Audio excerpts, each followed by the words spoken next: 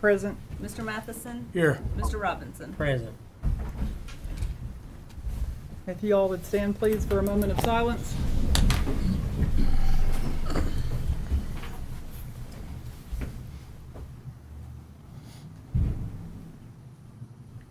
Thank you. Chassie, would you like to lead us in the pledge, please? Pledge allegiance to the flag of the United States of America and to the republic for which it stands, one nation, under God, indivisible, with liberty and justice for all. Thank you, Chastity. So, starting off, it's not loud enough as it is. There has been a request to have a member to not be present in the meeting.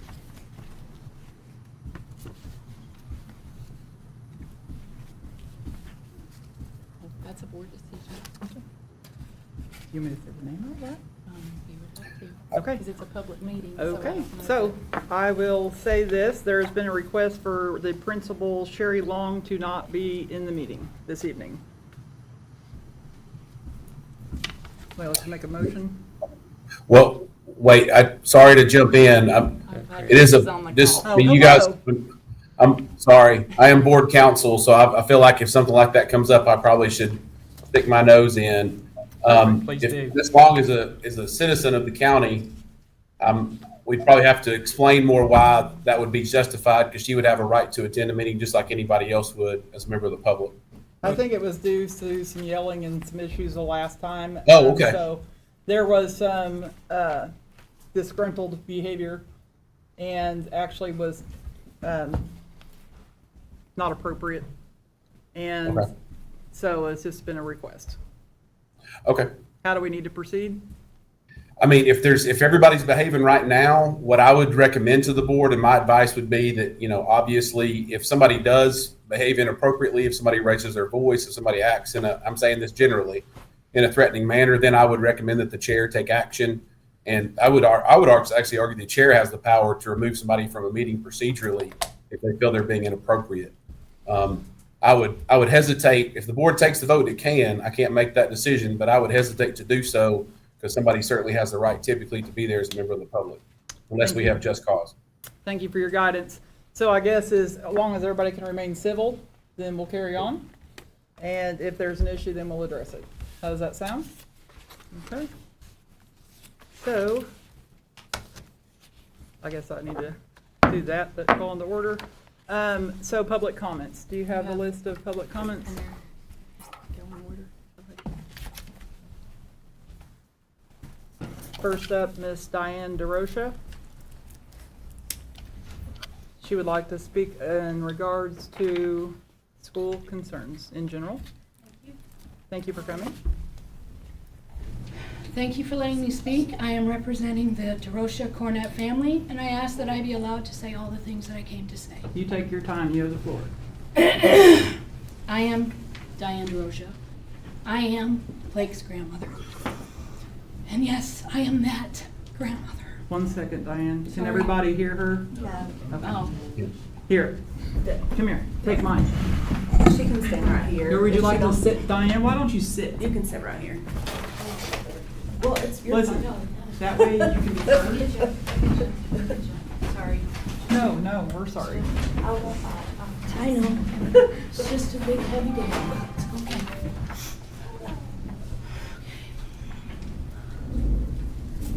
Can you hear me now? Yeah. Okay, so my name is Diane DeRocha, and I am Blake's grandmother. My family has lived here for 25 years. I know a lot of you. We have great friendships. I've done ministry and outreach for women and youth since for the past 34 years. I am a warrior for life. I also hold a bachelor's in psychology, a master's, and various certifications in ministry and social advocacy. I come from a long line of teachers, nurses, military, and pastors. I have a great respect for all that you do. I say all that so that you know that I have the education and experience for the topics that I'm about to discuss. First, may I say thank you for your prayers. Keep them coming, because his story is not over.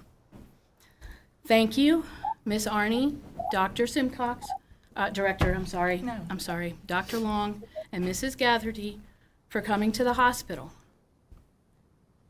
This is not an anti-gun or gun control speech. That is not the answer or the problem. Please do not use my family for that. This is not to say the one thing that took our boy.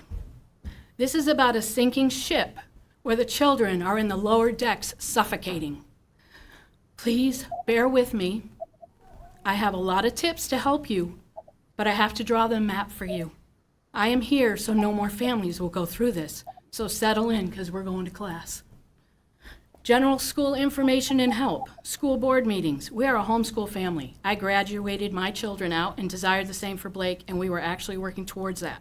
In all these years here, the middle school has been the most issue with families that I have come in contact with, regular development issues aside. August, I started coming to board meetings because if my blood was going to be up there, I had to buck up and get involved so he didn't get spit out.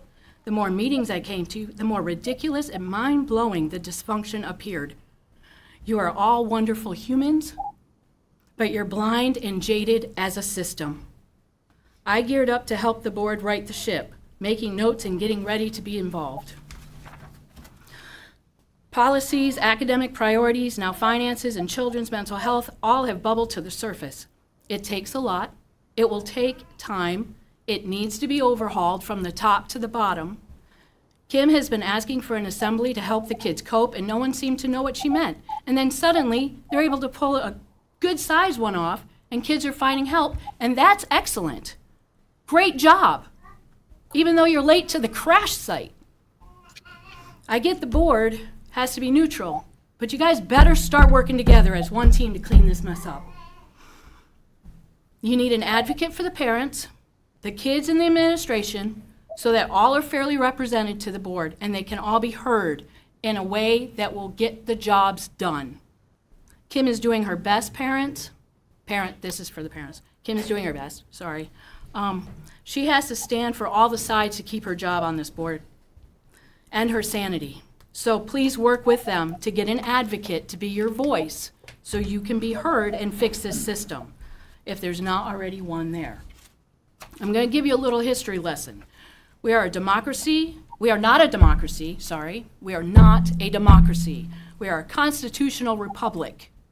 The first schools and universities were founded by Christians, then hijacked by atheists that gave us the National Education Association, which has the agenda of today. Separation of church and state does not mean that you cannot talk about God in school or politics in church. It means the government cannot dictate what beliefs all must follow. We have freedoms as long as you're not hurting yourself or others. Think North Korea or China. Our country was founded on basic principles for all to understand: freedom of life, liberty, pursuit of happiness for all people. We were also given free speech and the ability to defend ourselves. You have the ability to gather peaceably, to be seen, heard, and share your story. Everyone, not just the hot topics of today. I don't care who sleeps with who as an adult in the privacy of their own place. That's between them and God. I do care about the youth because of the consequences that are pregnancy, disease, and bodily damage, which is happening every day in our county. We have kids that are bodily damaged by their choices because nobody's speaking. Sorry. No, I won't. Love everyone because everyone has value for who they are, not who they attach themselves to. The National Education Association waited a long time to get to a place where people would be okay with the state taking their kids, a babysitter, because both parents had to work to make a living. The National Education Association needs to be gutted and reformed. There has been a global move to take parental rights away and give them to the government since the 40s, if not before. Look it up, Parental Rights Foundation.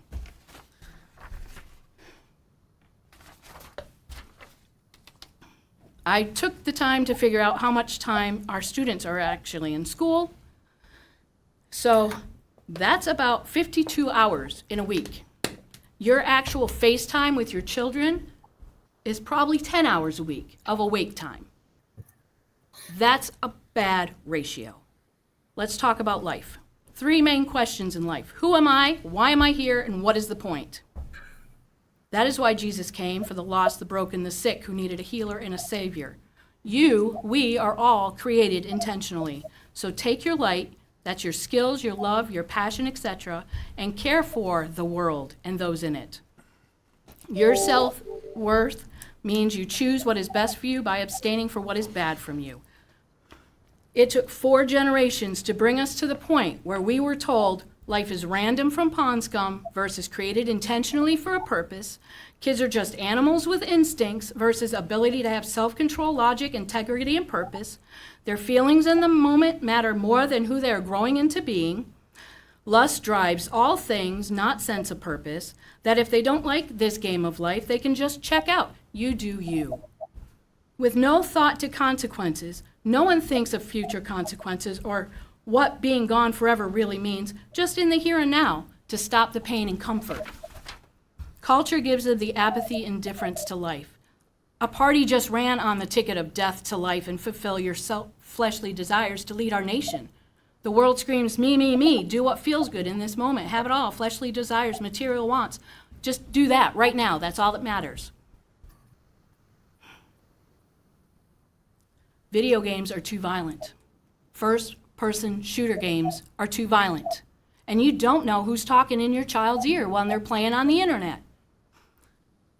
School is like a jail where they can't move freely in or out. They can't, because they're kids. We want them to be in a safe place.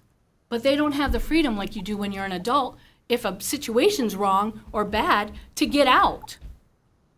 They don't have that.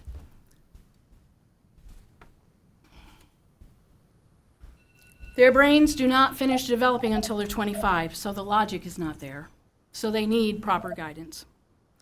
And most of the time, they just want out in situations like what we've just had, to stop the heavy burdens that are put upon them. So here's the problem. We do not value life anymore as a society. Cell phones have ruined interpersonal relationship skills, and social media has become obsessions. The phone is the world. It dictates their beliefs, their values, their self-worth. If they don't get a lot of likes, then their day is over and their whole life has no meaning. Media, video games, etc. are all first-person shooter, which I just talked about, which desensitizes them to life, along with all the other behavior that they have to do to level up in some of those games. Kids have the regular level of stress for teen years. So follow me here on this. Add on top of that culture and internet. Layer that with the stress of ridiculous standardized testing. They're maxed out. Then you add the death of a friend, not having basic needs met, a dog-eat-dog world in middle school, natural disasters. Like, they're screaming. Specific to this school system. This system is broken. The middle school is the dark pit from hell that our kids have to navigate through to get to high school. Creating a perfect image for the school is taken top priority. Academics, life skills, and character should be taught. Respect, kindness, honesty, integrity, self-control, generosity, mercy, you get it. Don't hurt each other, don't steal, don't lie. Things that, we're all taught. How to interact in healthy ways and set healthy boundaries is something we're never really taught. Adults right now, at my age, are just learning what that is. We need to do better. Everything matters to the point where nothing matters. Dangerous games are happening, whether you know it or not. Kids are playing choking or passing out games in the classroom, in the public areas of the school. Classrooms, libraries, not hiding, not trying to not be seen. And adults that seem to have been aware of it might have dismissed it. Or they've been told, as I've been told by some families, that, oh, kids will be kids. Well, here's the deal with that. It creates a euphoria, oxygen-deprived sensation that mimics death. So if you are overstressed and you don't know what to do, you have just been given a taste. They do not need to be quick to punish for doing these games. Find out why.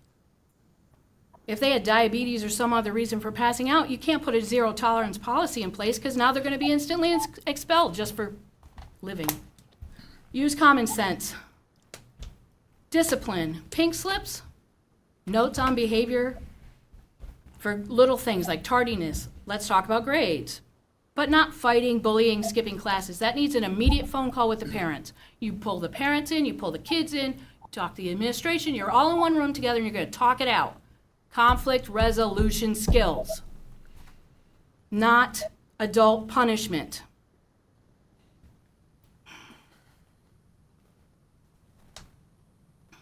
Sorry.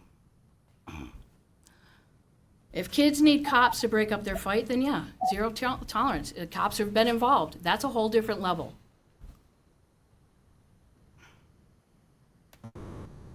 Trust issue. Parents don't trust the administration. And administration has overridden and undermined the parents. Kids are just trying to figure it out. Broken communication and trust.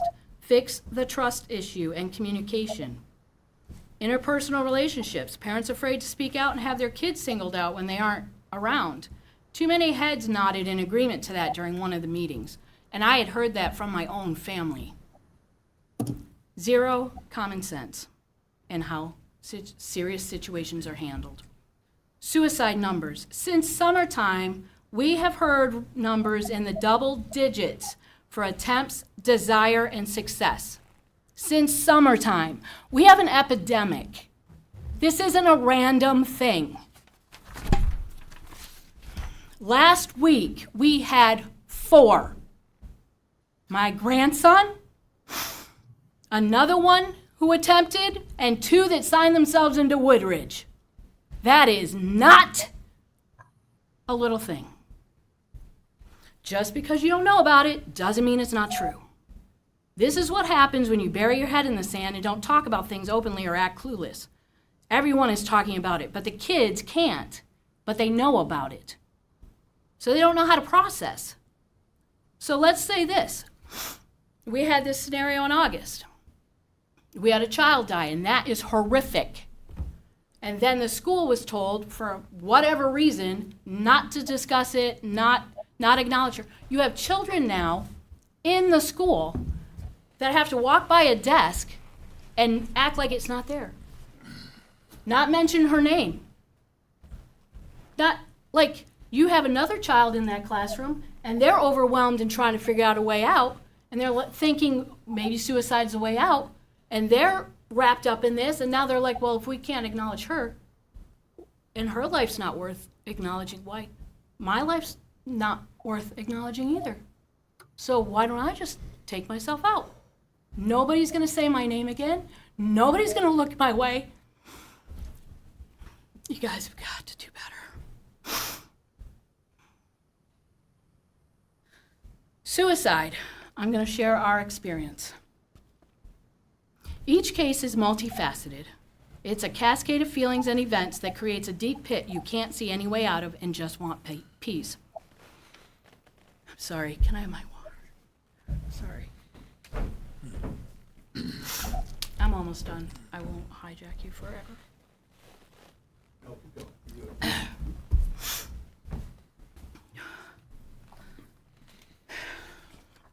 Let me tell you about my grandbaby boy. He loves his family and his friends.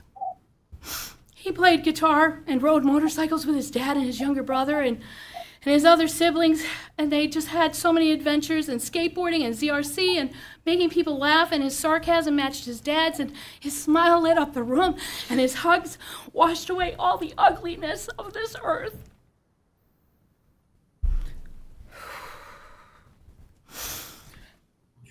Last Wednesday, Blake had what he called the worst day in his life. He made a fool of himself in front of everyone and said he was embarrassed. And after playing a pass-out game, passed out and woke up with a chair on him and everyone around him laughing. And if you know him, you know he is a very private person with a very big, sensitive heart. And after throwing his book bag down, coming home to his other grandmother's house and claiming the worst day of his life ever, and explain it to his other grandma about this computer classroom event, she asked, how did it feel to pass out? And he said, it felt like death. And I instantly knew what he meant. He said he had a headache and he went to lie down, and he said, she said, I will check on you later in an hour. and his other grandfather was working out in the property. And an hour later, our world stopped. Blake's note to his family was very loving and gracious, not angry or hate-filled. He was just overwhelmed and burdened, and he wanted it all to stop. He left love and instructions to every parent. An example of horrible discipline techniques that needs to be corrected. Last year, he got bullied and jumped in a bathroom. And the video showed from a crowded frickin' bathroom, I'm so sorry, that he got jumped. And all he did was block. And then when they left the room, the kids figured it out. And then they were talking, and they were on the playground. You remember those days when you could, just have a moment? Some kid shows the video to a teacher, and suddenly they're in a zero tolerance situation and find their butts in court, in the courthouse, with a judge. And he gets community time for defending himself. If you know my grandson, DeRocha men are prideful. They love their family, and they have huge respect for their fathers and their grandfathers and their family unit. And only bad kids go to the courthouse. And I'm sure somewhere in the back, although we told him the opposite so much, had to be the thought. This just happened. This took some of the shininess off of me.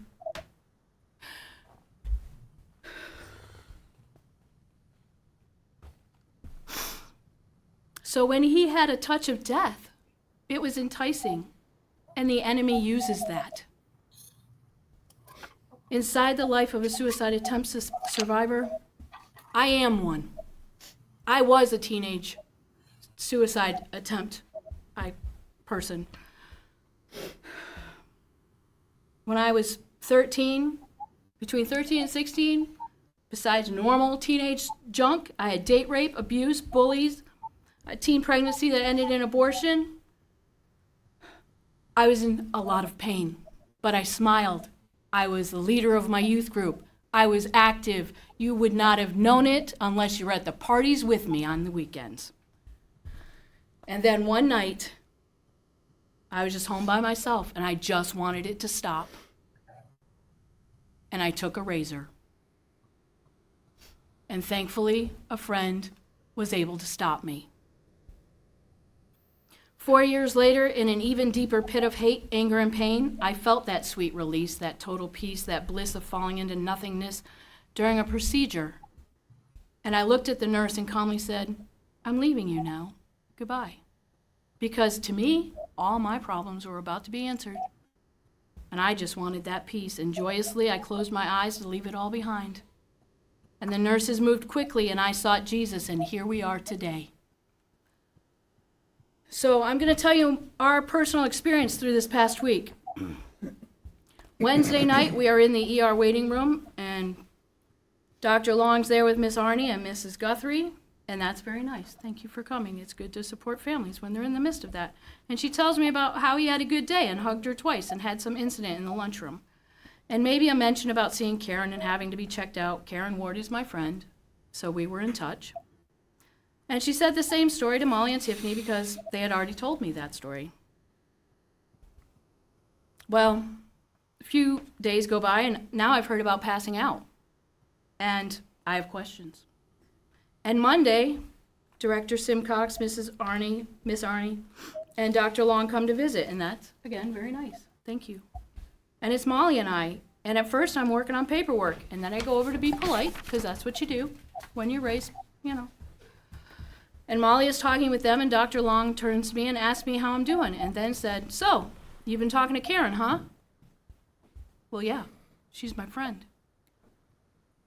So now she's going on and on about how they had no idea about suicide and how to fix it, and she's talking up a storm, and so I walk her away from Molly, because Molly doesn't want to hear any of this right now. And I'm listening intently. And she's talking about suicide and her ignorance of its existence as if it's purple popcorn falling from the sky. And then she looks at me and says, "So you look like you're devising a plan to help us." And I say, "Oh, I do have thoughts, tips, experience, and ideas that I will share Thursday night," which was going to be the first part of this. "But I also have questions." "Oh, go ahead," she says. "Questions about the lunchroom?" "Not really," I say in my head. "Sure, go ahead, tell me about the lunchroom," which I already knew was a non-issue because his friends had already been there the day before and told us about it. I even offered her his friends' names when she couldn't remember, and I haven't even put eyes on them. Now I want to know about the computer room incident, and what did the camera show? "Oh, there are no cameras." "I don't know about that. I was told," and then led to tell me about how Blake and Elijah were in the room. And I asked, "Just Blake and Elijah?" "Yeah." And then suddenly in the story, a teacher is in the room with her back to the classroom, but hears him fall, so she turns around in time to get him before he gets up. And then suddenly I'm hearing about all the other students in the room. And each time I'm asking, and I'm like, "Are there more? Are there more?" Till we get the whole story that my family's been told by all the kids. And there is a whole classroom. There's not just two kids goofing off in a room. There's a whole classroom. There's a conversation that happens. There's two kids. I don't know. Like, okay, mamas, if you're in this room, even with all these people, and it's a classroom situation, so you're doing classwork or something like that, and even if you have your back to that room, as soon as one child says something to another child, even in a whisper, and the other one goes, "Why would you want to do that?" Would you not turn around and go, "Hey, what's going on over there?" I've been in that situation. I've been a leader. I've been a teacher. Nobody, I mean, you ask anyone who knows me, eagle eyes, man. My hearing is good. I don't understand. I don't understand why that had to go that way. So, then, and a girl said she thought he was faking, and that's something he told his grandma about when he was relaying the story later. He had landed with a chair on him, which I think I said in the whole room, blah, blah, blah, blah. So, then she's talking more and more about how nobody knows about this pass-out game. That, like, kids my son's age are coming into the hospital saying, "Oh, yeah, that was going on when I was in school." It's not new. This isn't rocket science. This is, like, this stuff's been going on. And then she says, "I'm hearing that we had 5 suicides since summer, but we've only had 3. And I told her that families are talking about it, and it is a problem. And she talked about Blake having a big personality and likes to make them laugh, and yes, he did. And I'm very, very glad that they have that wonderful memory of him. And then we were all seated at the table, and Molly asked if I wanted to go to Blake's room, and I said yes. So Thursday comes around. That's today. That's today. That's today. And during school hours, John, Molly, Jonna, and probably others, because I was not there, this is told to me by an eyewitness account. Dr. Long and Miss Arnie appear again during school hours. I don't know what, you guys have kids in a building somewhere doing something. Again, it's a great gesture for the family for support, normally. Chaplain asked who they were, and they told him. And the chaplain says, "I understand there have been a few attempts in your school." The chaplain, by the way, looks like a skateboarder, 35-year-old dude with a Friar Tuck getup, and he is a suicide attempt survivor. And he just happened to go in Blake's room at the right day, and he's been helping the family through this the whole time. Like, God is good. God is good. God gets all the glory. So, I understand there have been a few attempts in your school, to which the response was, "Oh, it's everywhere." That is extremely dismissive.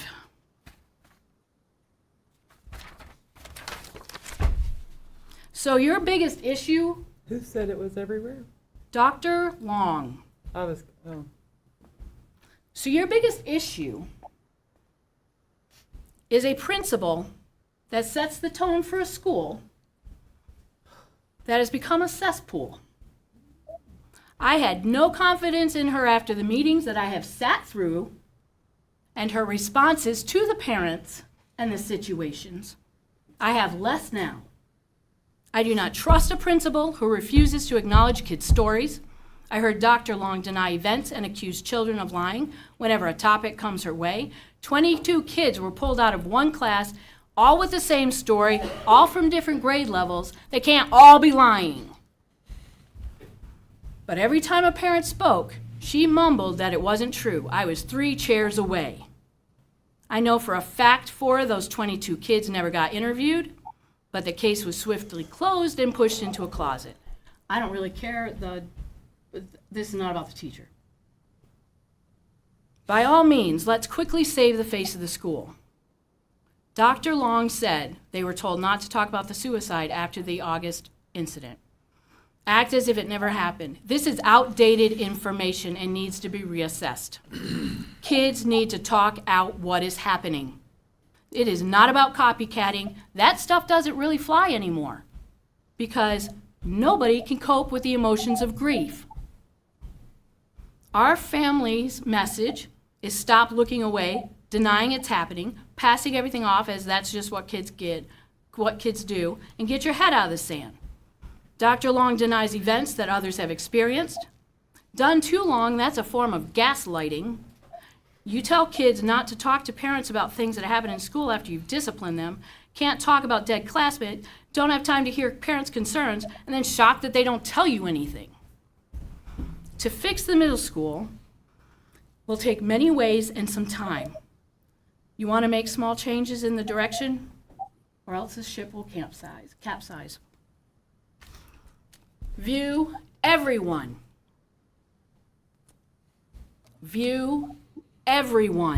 as a suicide risk. The days of looking for the black-dressed, hooded kid that is angry, hate-filled, depressed all the time is over. It's over. The kids are overwhelmed and can't take one more stressor. The world is what is wrong, and no one is immune. Talk. Often, openly, have resources available, always easy to find. Pay attention to Principal Stephen Long, because we had a wonderful conversation, and he has great ideas and runs a clean ship, and he's a huge asset to what you're doing. If your family has an incident where Dr. Long did not tell you your child was in suspension directly, she said something inappropriate like your child's behavior caused their bullying, she didn't have time to hear your concern or never made time again, or any other incident that was unprofessional or inappropriate, have it written out, notarized, and handed to the director. The director is responsible for her staff. Dr. Long needs to be evaluated by the director and a neutral party. For some reason, the activity in the middle school has slipped. I have observed her interactions for the past 3 months and heard the stories from families that show me she is not competent to do her job. I have zero confidence in her ability to interact with children and their families in a healthy, empowering style of a leader of a school should have. She needs to be removed. Funny how one board member can get the school to remember how the suicide prevention assembly outline is that Kim was told they didn't have or couldn't find, and has to be trying to implement for months. And now that it has, kids are being saved, and that is fantastic. But if the openness does not continue, it won't continue, and you'll be right back where you started. Get it together. Families, students need a support line for peers or call in serious concerns. Handle with care is great and should include suicide attempts. Cell phone policies, the assembly Friday, that's all great things. To the board, if you have any questions, feel free to ask me. In the future, I am a vessel. That's what my entire life is. Anyone who knows me, that's what it is. But you all need to clean up your own house, and I'm not doing it for you. I'm not. I'm off the wagon. To the families of our community and school system, I leave you with these tidbits. I am a potter.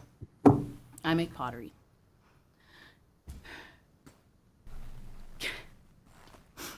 All right. I'm not even going to be, anyway, I can usually say this Japanese word, and tonight, I'm sorry, I can't. There's a Japanese artistic pottery where cracks are filled in with gold because they believe that the piece is made more beautiful for having been broken. Each and every one of you, and each and every one of those students, may they hear, if they ever hear my voice, this is what I tell them, you are a beautiful vessel.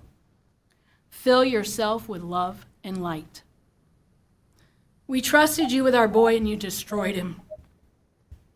We do not want anyone else to walk through this. His story will live on, but you will never have the authority over my grandson again.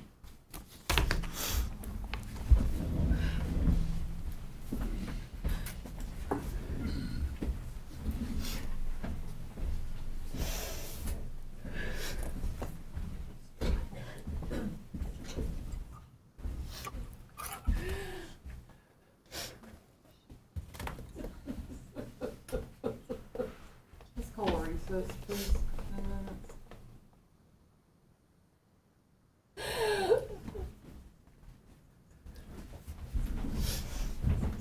Yep.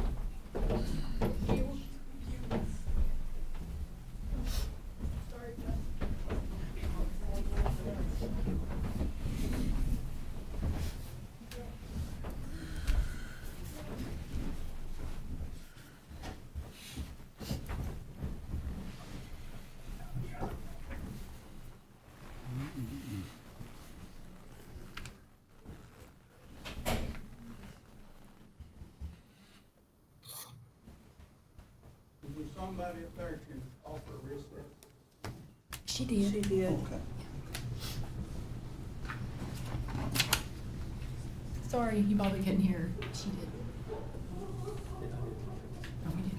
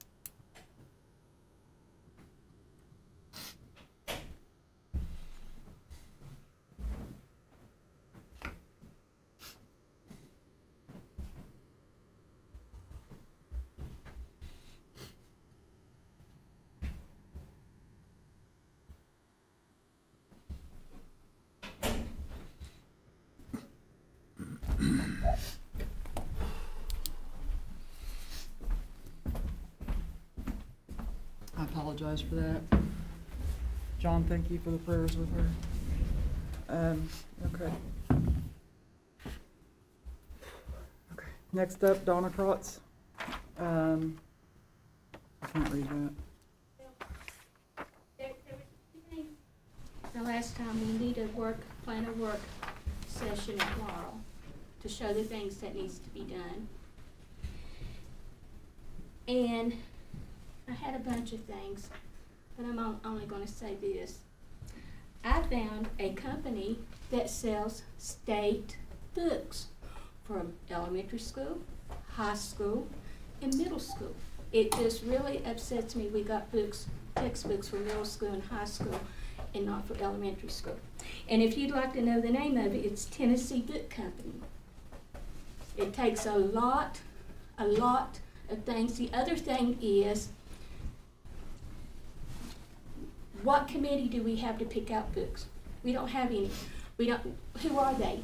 The textbook committee, it changes every year depending on the Textbook curriculum. committee, but you're supposed to have some of your board members, teachers, parents. So who's the parents that were on that? Last year, Well, I'm just telling you, this year, I'm gonna be one of them. I'll find out where it is, you don't. It's Appoint here. me to come, I will come myself. I will invite myself. Now, I love Miss DeRoches. She's a dear friend. I love her. But it's really funny. I've sat here, I've kept my mouth shut on some things, all about Laurel. Then I've opened my mouth. I'm letting Laurel rest tonight, outside of those two things. You get us a meeting for a work meeting at Laurel, and I'll go through and show you what all needs to be done. But this is my other thing. She did a wonderful job. Nobody's produced any protocol, but I found one. I found a protocol. I found one, it's on the internet, it's amazing what you can find from Nashville and go to state, from Nashville or whoever's the state thing. It's amazing what you can find. I mean, it just blows me away of all the information and more that I wanted to know. We are not going through any protocols with our kids. We have none.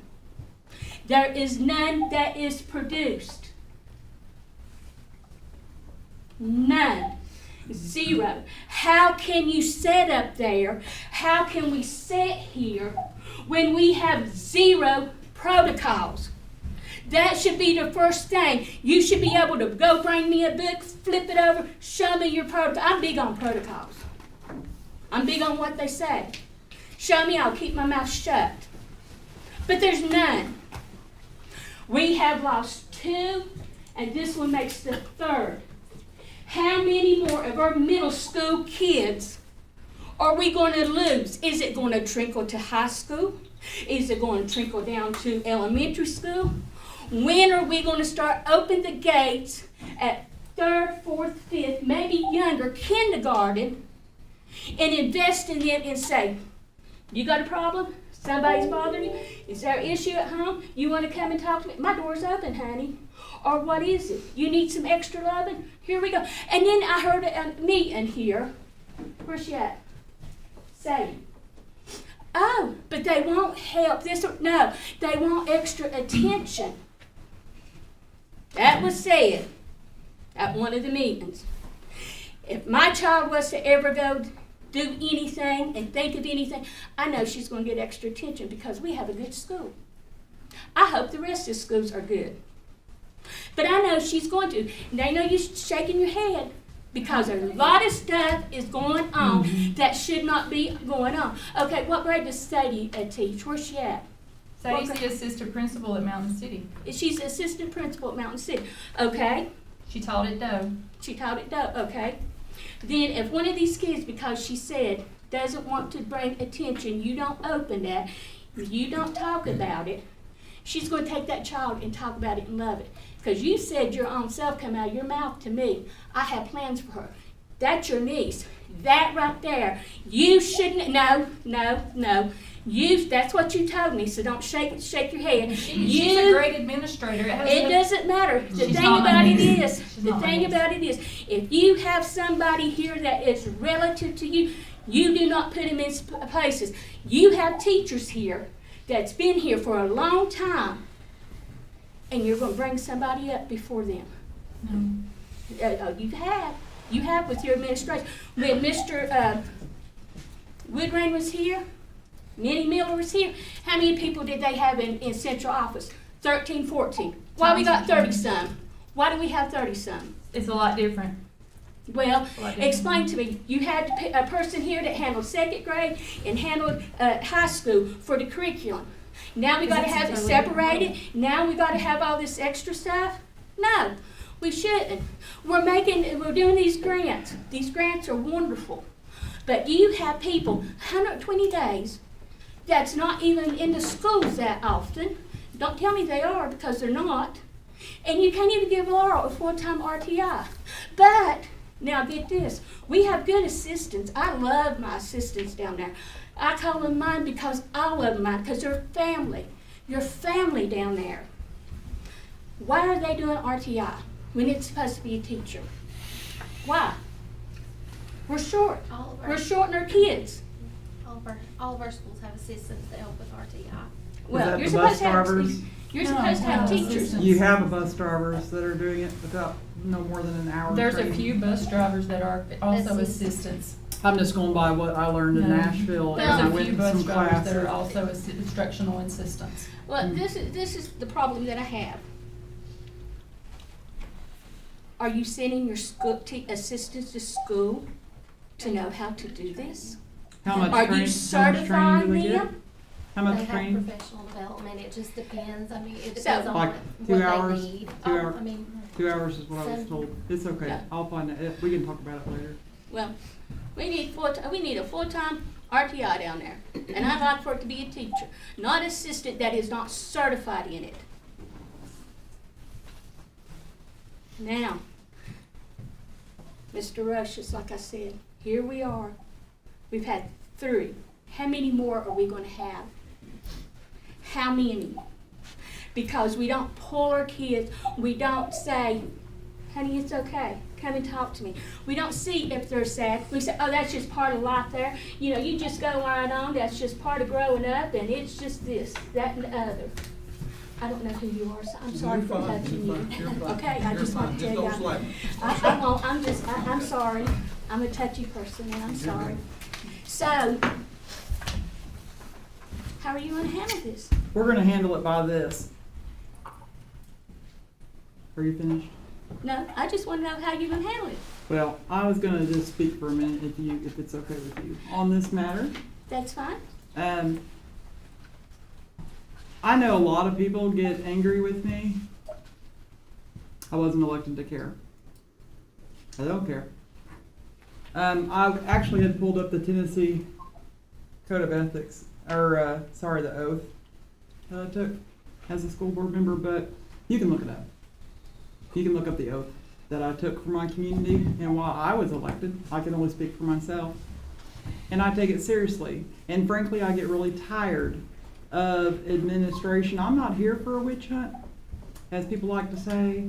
I'm not here to tear students or teachers down and all this stuff. But when you have people not qualified in positions, and we lack leadership, and we have friends and family, and I'm not saying just friends and family, but when we have a small community and you have a group think, I'm not sure if everybody knows that, might want to look it up. Group think is complacency. When everybody won't speak against each other or for each other and everybody just agrees, that calls no movement. Okay? Our kids deserve better. I'm going to bring up a policy. I'll let you know, again, like I said, this is not a witch hunt by me. This is what I was placed here to do. Because our community is tired. Our children are tired. Okay? My own child came to vote And she had tears in her eyes and she'll probably kill me if she's seeing this. She didn't want to come up to the school. She didn't want to. She said, this place makes me sick.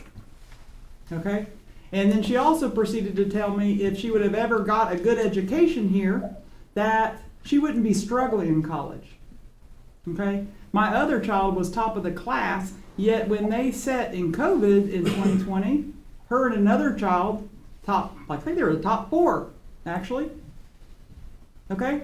They couldn't do it. Our kids had never seen it. Other schools are doing OChem in high school. I learned this week that the board is supposed to be helping pick our curriculum. Who's been doing it? Angie, who does our curriculum here? Who picks our school's curriculum? Teachers, we have a committee. Okay. It's actually Well, it's state Tennessee curriculum. law? It's state It's curriculum. state curriculum. Yeah, but then- we choose, the board helps But- choose that, is what I was told in Nashville. I found out there's a lot of stuff done differently here than Nashville, and to be honest with you, I was embarrassed and I was ashamed. And all the other people I spoke throughout Tennessee, as I questioned them about how their systems run, how they're doing things, how this is done, I was very disheartened. And actually, I came back and I wasn't planning on even staying on this board because I thought it was hopeless. Okay? But what is that going to do for our children if I just leave? But I will tell you this, and we may have to move some of this stuff to another day, but I am done getting emails, letters to my home, and everything else anonymous. Okay? So this is America, and you have the right to your freedom of speech, and so do I. I had 26 years medical background, including mental health. Okay? I'm not an idiot. I'm not going to be snowed. Okay? A lot of people have been snowed. And the people that have been snowing know they're snowing. But we'll get to that another day. But nobody's willing to learn. Nobody's willing to make a change because they think they know everything. And they're friends and they're this and that and they've been here 30 years. I'm not after teachers. Let me tell you that. But I love children. Coach children. I had kids in this system for 25 years, and they deserve better. They deserve better. But what I'm going to stop right here again, and as we are not following policies and doing things to the suicide thing, that's what I was getting to. But again, with the letters, if you would like to speak to me as a board member, please call me. Please email me with your name. Okay? I had one come through today that you shared. Somebody wanted to know something about drama. I don't read these things. Okay, I'm just not giving it my time. If you can't talk to me and tell me who you are so I can respond and have an educated discussion with you, it's ridiculous. This is craziness. It's absolutely craziness. So we do have a policy. Actually, it is a state law. Okay, we do have a policy, which is not being followed. Okay, state law is you have to have a suicide prevention plan. You have to have education. You have to follow up. Oh, and this is Johnson County's policy that's not being followed, yet nobody could tell me ever before. And everybody thinks I'm such a pain. Let me tell you something. I have been researching things since March. And at any point, sorry, my tone is getting out of order, but at any point, if anybody would ever have had just an inkling of honesty,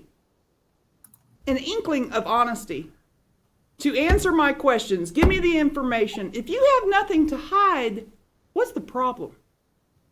Okay? What is the problem? I'm not coming up here without stuff to back up what I say. Mind you that. I will not waste mine or your time. But when you ask the administration for information that is pertaining to issues in our community, and they run you over for 8 months, 8 months, I still don't have the information. With a state-required information request and my ID. And I have been running around for so long. So people want to come at me and say, oh, she's this, she's that, she's this. How about you do the research yourself?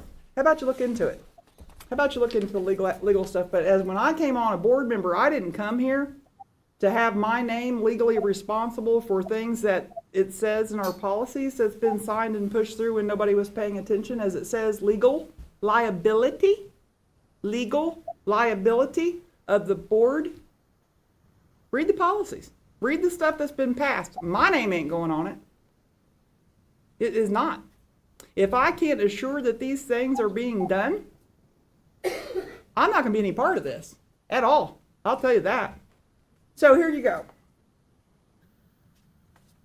This is your answer, Donna, and I'm sorry. But I just want to get that off my chest because I've spent the last week dealing with all the children that want to talk to me, which I'm so very thankful for.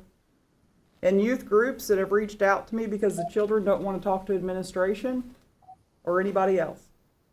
Okay? I have, and I want to apologize to all the parents and kids and anybody else that has reached out to me, whether it be email or messenger or text or calls. I have not been able to respond to everybody. I will get with you, and I do want to hear your concerns, namely the bullying and all the videos of the kids being passed out in the thing, just like last year when some staff had videos of kids choking each other out, one turned purple in the library. And staff had pictures before. I'm like, did you hear about that? Oh, I saw it. Huh? What? And just so you parents know, actually, the state law gives your kids the right to defend self, okay? Not the Johnson County policy, state law. State law. Look it up. Your child has the right to defend self. They don't have to sit there and get beat, okay? That is state law. Okay. I have also got information from the Jason Foundation, which our school system needs to check into. It's about suicide We awareness. use that. That's what we utilize. Okay. Jason Well, Foundation. okay. All right. The kids say that they haven't, so No, that's what our staff, every employee has to do the Jason Foundation. have they come in for education? It's supposed to use that.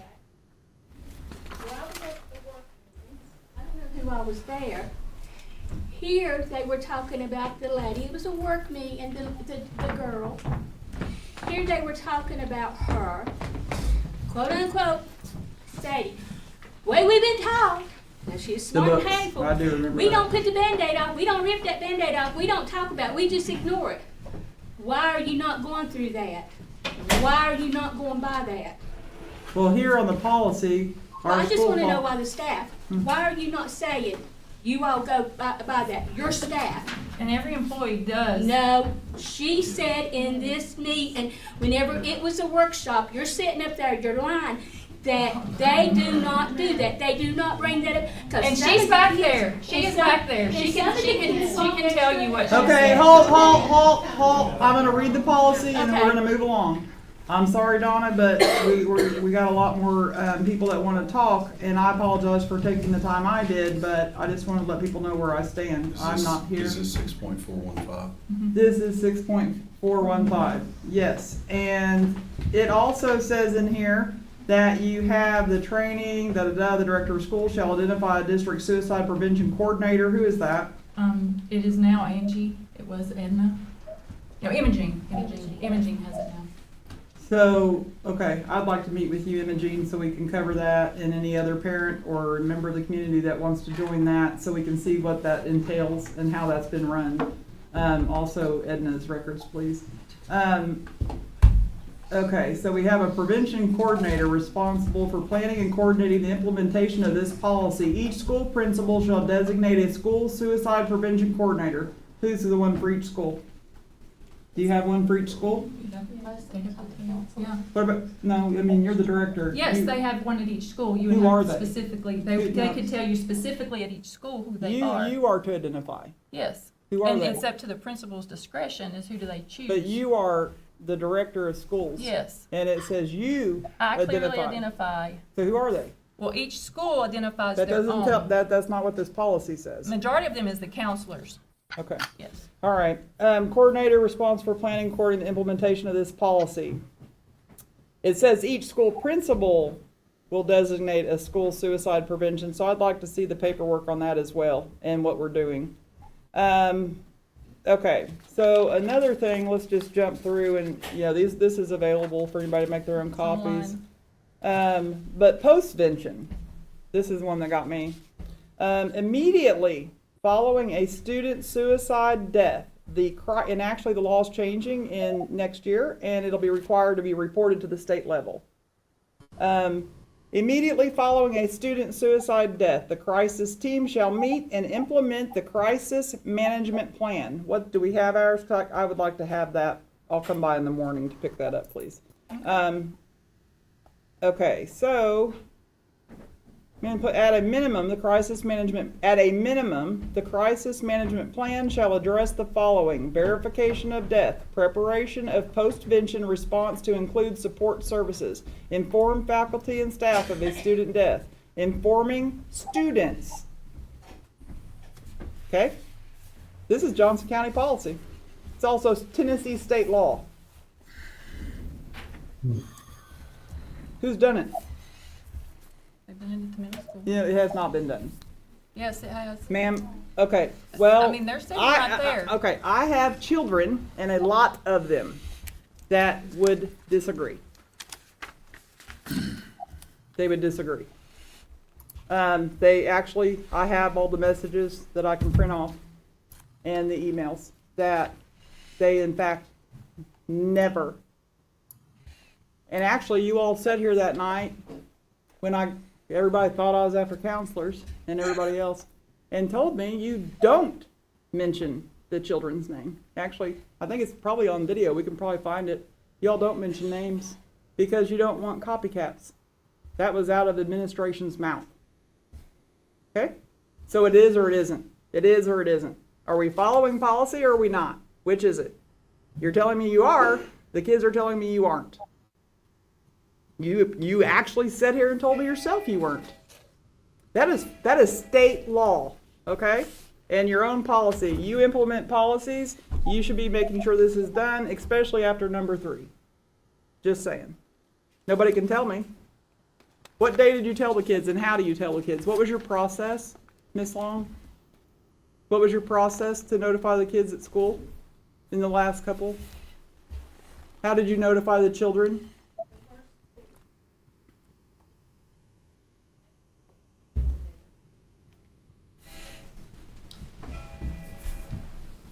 Huh? I'm not discussing that any further than that. Why? I'm not allowed. Huh? You're not allowed to talk about your policy and how you did something? How are you not allowed? That's not what you asked me. Yes, how did you notify the children after these? It doesn't even have to be suicide, okay? It says here, death. How did you notify them?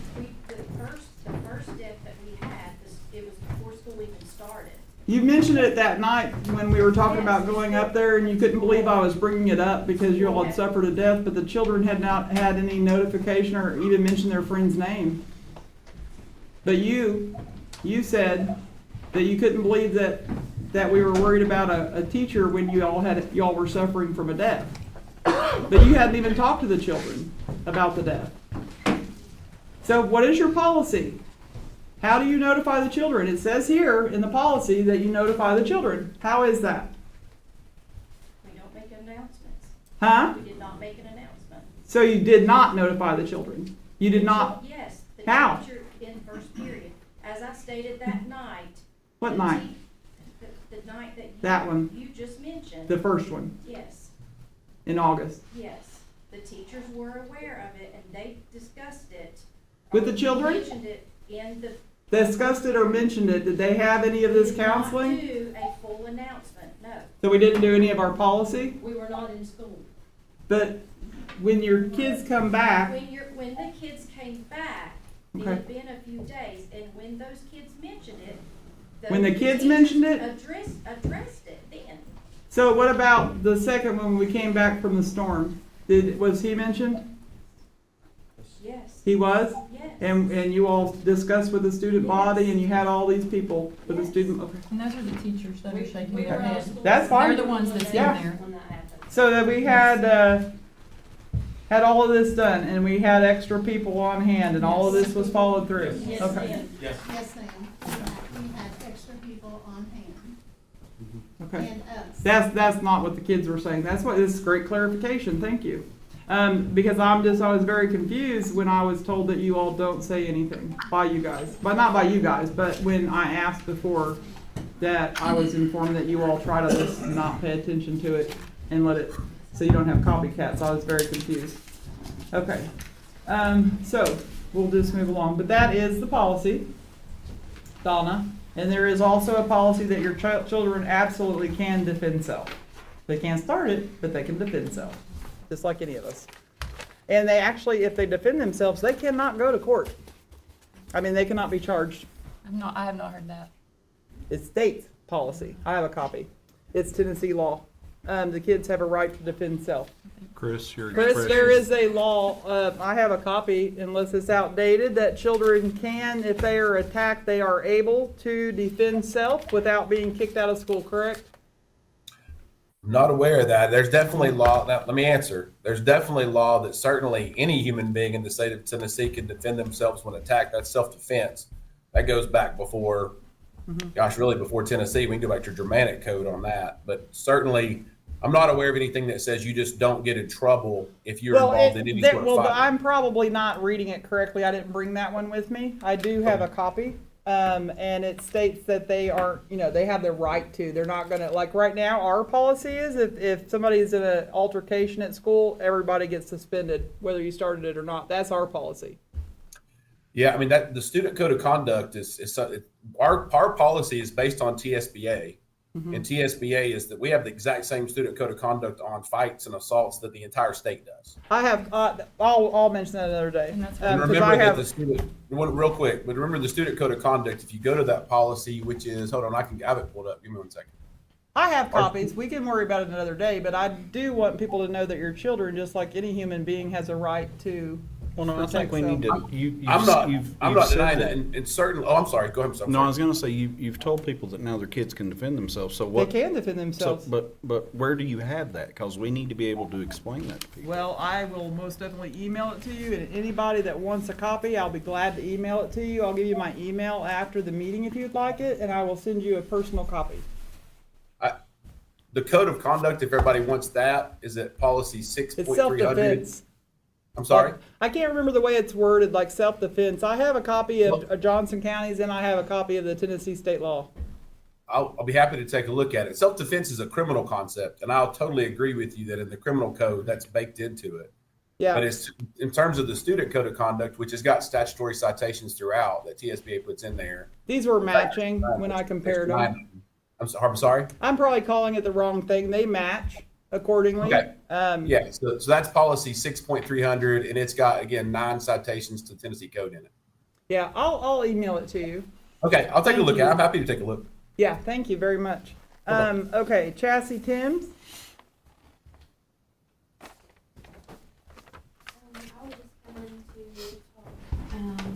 I've got my degree with counseling and human services, and I do not have my bachelor's. I will be graduating in December next year.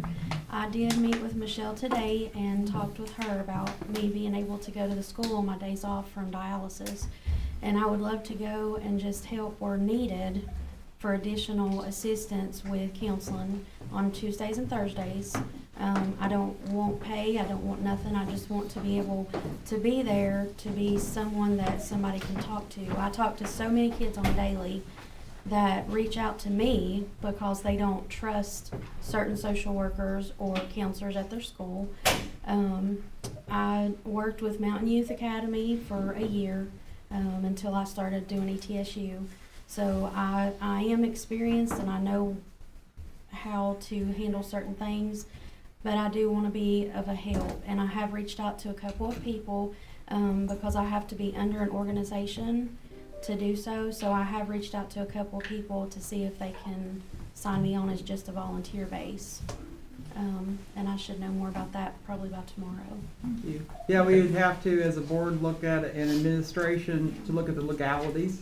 And that's what we talked about today when she met me. It would, yeah, I'd have to kind of, to bring all that in, it would have to be like a work session to discuss with administration and the board about volunteers and stuff and see how well that's going to work. No, really, she just, like we talked about today, she just needs to get something from an organization, and if she's a part of that, then they come into Get our like a little schools. policy thing going into that, as long as it's legal. Yeah, and if that will be fine. Cause it'll come with like brochures and everything that I need. Cool. to Will you make share it happen. with us when you get it figured out and let us see what you're wanting to bring?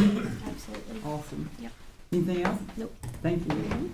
Okay, Cameron Williams wants to discuss the transfer of director of schools and the overall bad timing of said transfer. Cameron? Good evening. My name is Cameron Williams, and I have the pleasure and privilege to teach 7th and 8th grade social studies at Johnson County Middle School. And I really want to speak today on what I feel is a rash and unwise decision in considering the transfer of our director of schools at this crucial time. Dr. Michelle Simcox, a Johnson County native, embodies what I think are the values of this community. I've seen her as a visible and very accessible leader, especially in this time that is completely dedicated to our schools, frequently attending student events and extracurricular activities, commitments that many would leave behind at the end of the workday. Fridays, Thursdays after school hours have ended, Saturdays at competitions. Michelle Simcox is clearly there supporting our children, not just at a educational level, but at a supportive emotional level that some of these kids may not receive anywhere else, whether from a teacher or from someone in our school system. Now, I'm a resident of Carter County. I was hired in 2021 to work at Johnson County Middle School. I started working there in October, and at that time I had an hour and 20-minute commute. And I told myself, this will last the year. I'll find something closer. I did find something closer, a house that was a little closer in Carter County that turned my commute to 50 minutes because I'm very dedicated to this school system. And I considered a transfer to a middle school, T.A. Duggar, which was 5 minutes from my house. And I knew that would be the wrong decision, not just for me, but the children in this school that I've connected with and the administration and faculty that I'm proud to call my friends and family. And I even consider the members of this board that as well. Now, alongside Dr. Michelle Simcox is our principals, especially the ones I work daily with, Dr. Long and Michelle Arney. They are the backbone of the community at our school and our teachers. I could not do my job have it not been for them and the support they give me, whether it be the 5 minutes in the hallway where I can ask them a quick question about something that went on, or if it is at a 6:30 in the morning text where I'm feeling terrible, passing a kidney stone, I'm sick to my stomach, and I don't have to worry about them going, why can't you come in? They have my back. And they have our students' backs. And I know that for a fact from everything I've seen in this community. We all have what is best in mind for our children. And I feel like in the current circumstances, any rash decision is just going to cause more pain and hurt. Our students, all of us, have endured immense challenges that no one could have anticipated. Yet, Dr. Michelle Simcox and Dr. Long, every principal, faculty, staff member has met this challenge face first. They didn't know what to do either, yet they led us, and we followed willingly. They say it takes a village to raise a child. We have hundreds of children to raise, and we are that village. And it starts with our village leader, and that is Dr. Michelle Simcox. To transfer now would just add more instability to the lives of our students that they cannot handle, that we cannot handle. What message does this really send to these students, to our community, to our families, to transfer a dedicated leader during this time? In times of difficulty, we must learn to lean on each other for strength and unity. What we need now is a unified front to face these challenges. And I think we have that if we can stop letting what divides us pull us apart, but what connects us pull us back together. Thank you.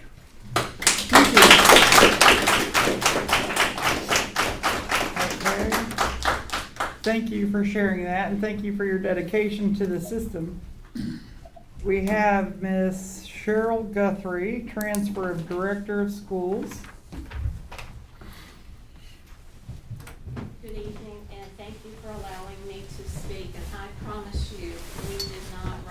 together. I'm like, he stole my stuff, and I'll deal with that tomorrow. But anyway, I too would like to address number 6 on the agenda. Johnson County is my 3rd school district that I've had the pleasure of being associated with during my 29 years of teaching. My 2 previous school districts were in North Carolina, and needless to say, I have served under quite a few superintendents / directors.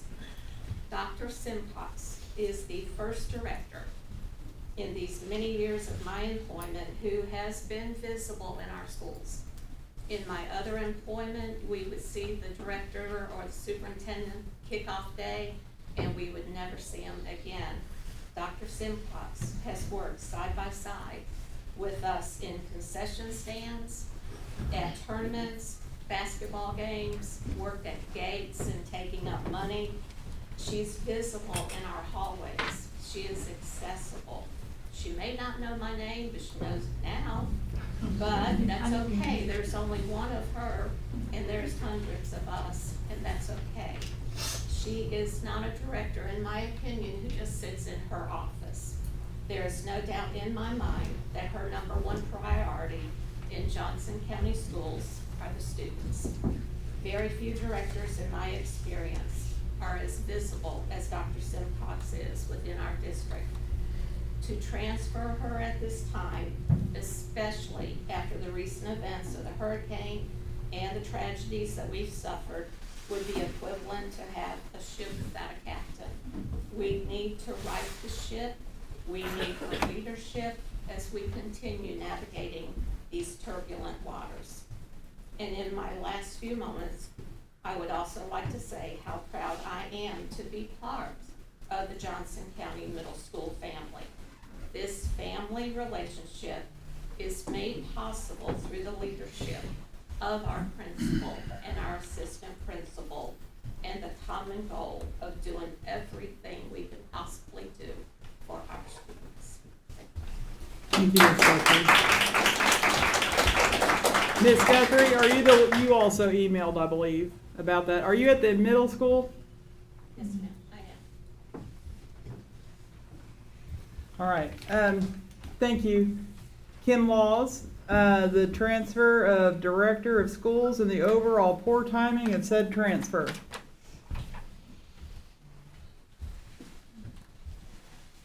Hey, you spoke last meeting, I think. Yeah. At the closed meeting. Hello. Hello. Good to see everybody tonight. I'm Kim Laws. I'm a teacher at the Johnson County Middle School, and I'm very proud of that. I started my career at the middle school as an assistant and a bus driver. And Mr. Ritchie was our principal at the time, and he came to us and he said to me, Kim, you've got to go to school to be a teacher. And I'm like, I can't do that. And the next day, the people from Northeast State were there to sign me up. I owe everything I have to the school system. It helped me break the cycle of poverty. It brought the sense of the importance of education into my life. And in that time, I have met such wonderful, wonderful people who have encouraged me along. I have watched our children of this county receive the best education possible. I am so proud of every graduate in this room. I watched Dr. Simcox do her first day of student teaching. Dr. Stephen Long was my professor. And I just feel like we've come so far as a community when it comes to education. We're talking a generation ago, before Michelle took the seat, education wasn't important in Johnson County. And she has brought it to life, and she has helped this county grow so much just by her grace, her calmness, and her understanding of people. She is a true gift to us. Sure, there might be a lot of people out there that you could find. But I'm telling you, think about it. Everybody in this room, think about it. What education was thought about in Johnson County before her. It wasn't important.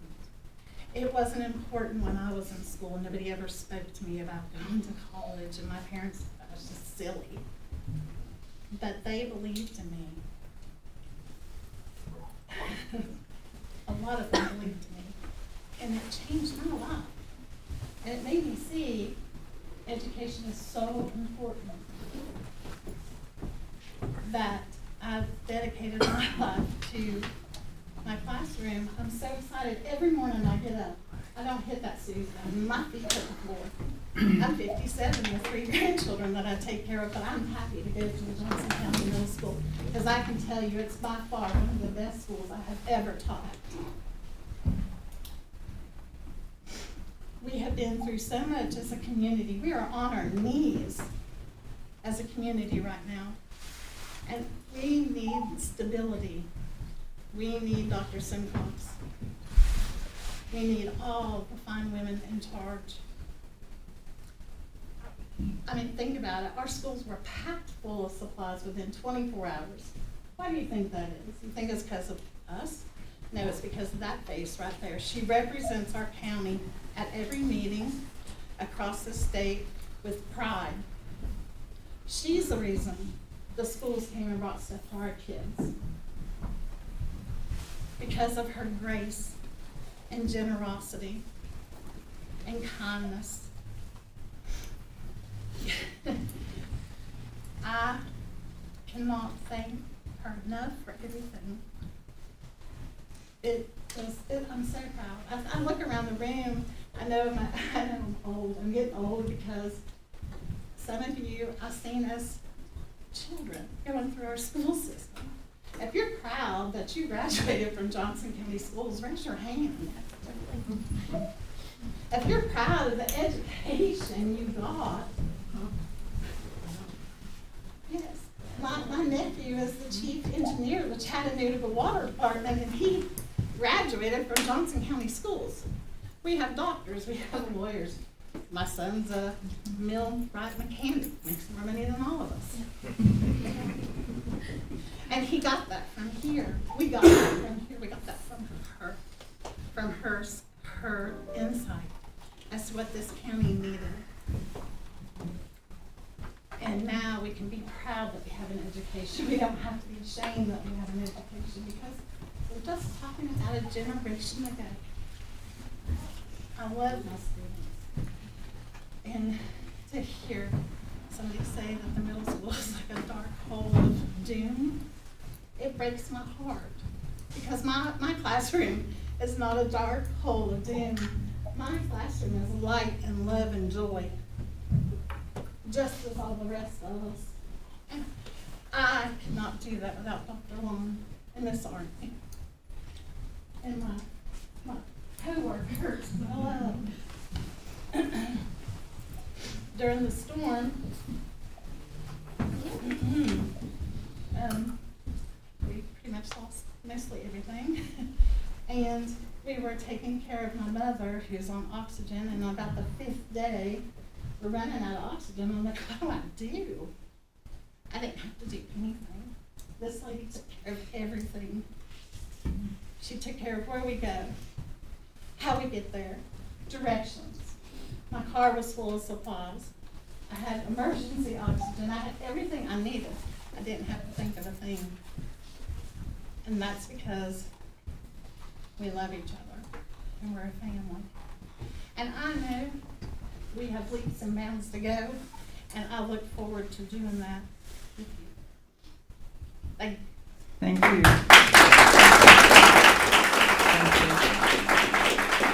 Okay, Mary Ann Robinson. Is this your Miss Robinson? Yes. Transfer of Director of Schools. My husband doesn't even know what I'm going to say tonight. Basically, I'm here to express my concerns over the agenda item entitled Transfer the Director of Schools. Many members of the school community share my concerns over this matter, yet are afraid of repercussions by stepping forward, thus the anonymous emails you've probably received. Our community has suffered a major disaster in lots of ways with our death of our students, but in our natural disaster, I want to ask you, have you given any thought at all to the effect that moving her would have on our system? Our community has suffered that disaster, and because our director, because of her, many systems stepped up to help us by donating supplies. Like Kim said, within 24 hours, our schools were stocked. It's not because of us, it's because of her. She has demonstrated incredible leadership and compassion by opening our schools and helping to create resource centers. She volunteered countless hours of her own time and energy to meet the needs of our community. I know because I was there every day. Many school systems did not open their facilities, but Dr. Simcox did because she genuinely cares about the well-being of those around her. The staff worked tirelessly alongside her to support the community by operating those resource centers, and I want to say thank you. I would also like to say a special thank you to the board members who joined in this effort. Your dedication and support during this challenging time have not gone unnoticed, and your contributions made a real difference. Thank you for your unwavering commitment to our community. I want to ask you, how does it make sense to remove the one person who has the most experience and knowledge about running our school system and replace them with someone else? Everyone who works within the school system, including the director, undergoes evaluations at some point in time. Have you taken the time to sit down with the director, express your concerns directly, and had a one-on-one conversation to better understand the issues you may have? Given that this matter is now on the agenda, it seems that may not have happened. Additionally, I'd like to ask you, do you fully understand what it takes to be a director of schools? To be eligible for this position in the state of Tennessee, a person must meet several qualifications, including a bachelor's degree from an accredited college or university, a master's degree in education, educational administration, curriculum and instruction, or a related field, an active Tennessee professional educator's license, a minimum of 3 years of successful experience in school administration, strong communication, and interpersonal skills. These qualifications are critical for someone in this role, and the levels of experience required cannot be overlooked. Replacing someone who has not just met, exceeded these standards with someone who may not be familiar with the complexities of school administration could have unintended consequences. We should carefully consider the full impact of such a decision. It's deeply concerning to hear that teachers, administrators, and staff in this system are afraid to express their opinions. They fear being belittled or becoming the next target simply for sharing their thoughts. To me, that's truly sad. The reality is that new teachers are not flocking to Johnson County to teach because they don't feel the Board of Education will support them. That's a problem. As a board member, your role should be to help and support all schools, teachers, staff, and students. Yes, I said all. Board meetings should not be a forum for political posturing, trying to score points, or tearing down the system and its people. They should be about moving the school system forward and working together for the benefit of all involved. If your intention in joining the board was to engage in political gamesmanship, I ask you to take a long hard look in the mirror and ask yourself if you're here for the right reasons. I also ask all board members to take a moment and look to your left at that empty chair. That's normally where we see a student, sitting there, listening to the discussions that are happening.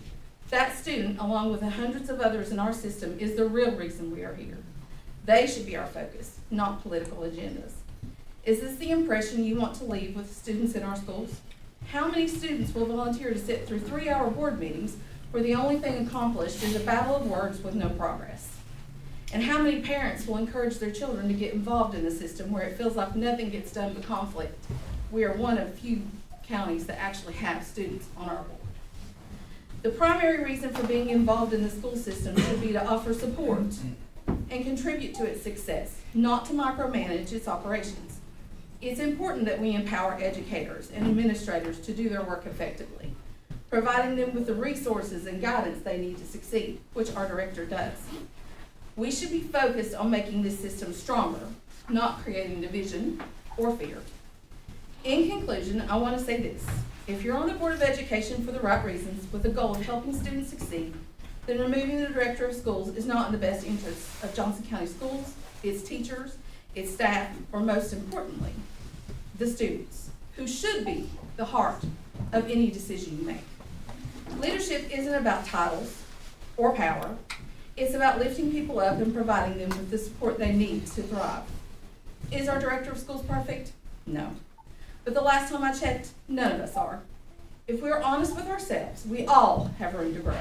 The question is, how can we support one another in that growth? I'm asking you as board members to prioritize your ethical responsibility to ensure stability within our schools. Please consider the far-reaching impact your decision will have on everyone who relies on this system, especially our students. Their success and well-being must remain our primary focus. Thank you. Appreciate that. Dr. Stephen Long, transfer of director. Thank you, Ms. Robinson. Good evening, my name is Stephen Long, and I'm the current principal of Johnson County High School. I have lived in Johnson County since I was 3 years old. My family is from here. I'm a 1994 graduate of Johnson County High School. Proud to be. This is my 27th year in education, during which time I taught high school math for 12 years, taught at Northeast State a little bit, served as a high school assistant principal, middle school principal, secondary supervisor, and now high school principal. I'm married, and my wife, who is also a principal, and I have 4 children. Our oldest 2 sons are high school graduates of Johnson County, and our youngest son and our daughter are in 10th and 9th grade respectively. I said all this just to let the folks here and out there in YouTube know where I'm coming from, and to say this: I care deeply about Johnson County High School, this school system, and every student and staff member in it. And as you can see, I'm on script, and I'm going to go off for just a second. I care deeply about Johnson County Middle School. Proud of this faculty over here. The things that have been said, they've been through tragedies. And the things that have been said about that principal, last name aside, they all wear that together. They are a family. It's not accurate, and it's not fair. Moving back to the script.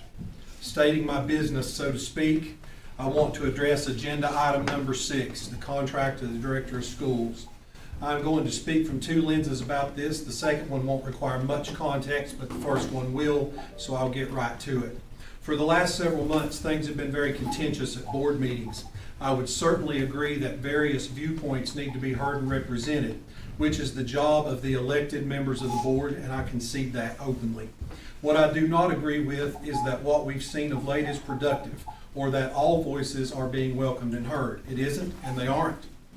While I haven't agreed with every viewpoint that has been brought forth on various issues over the last several months, I absolutely believe that our folks have had that right, and I commend the many who have exercised it.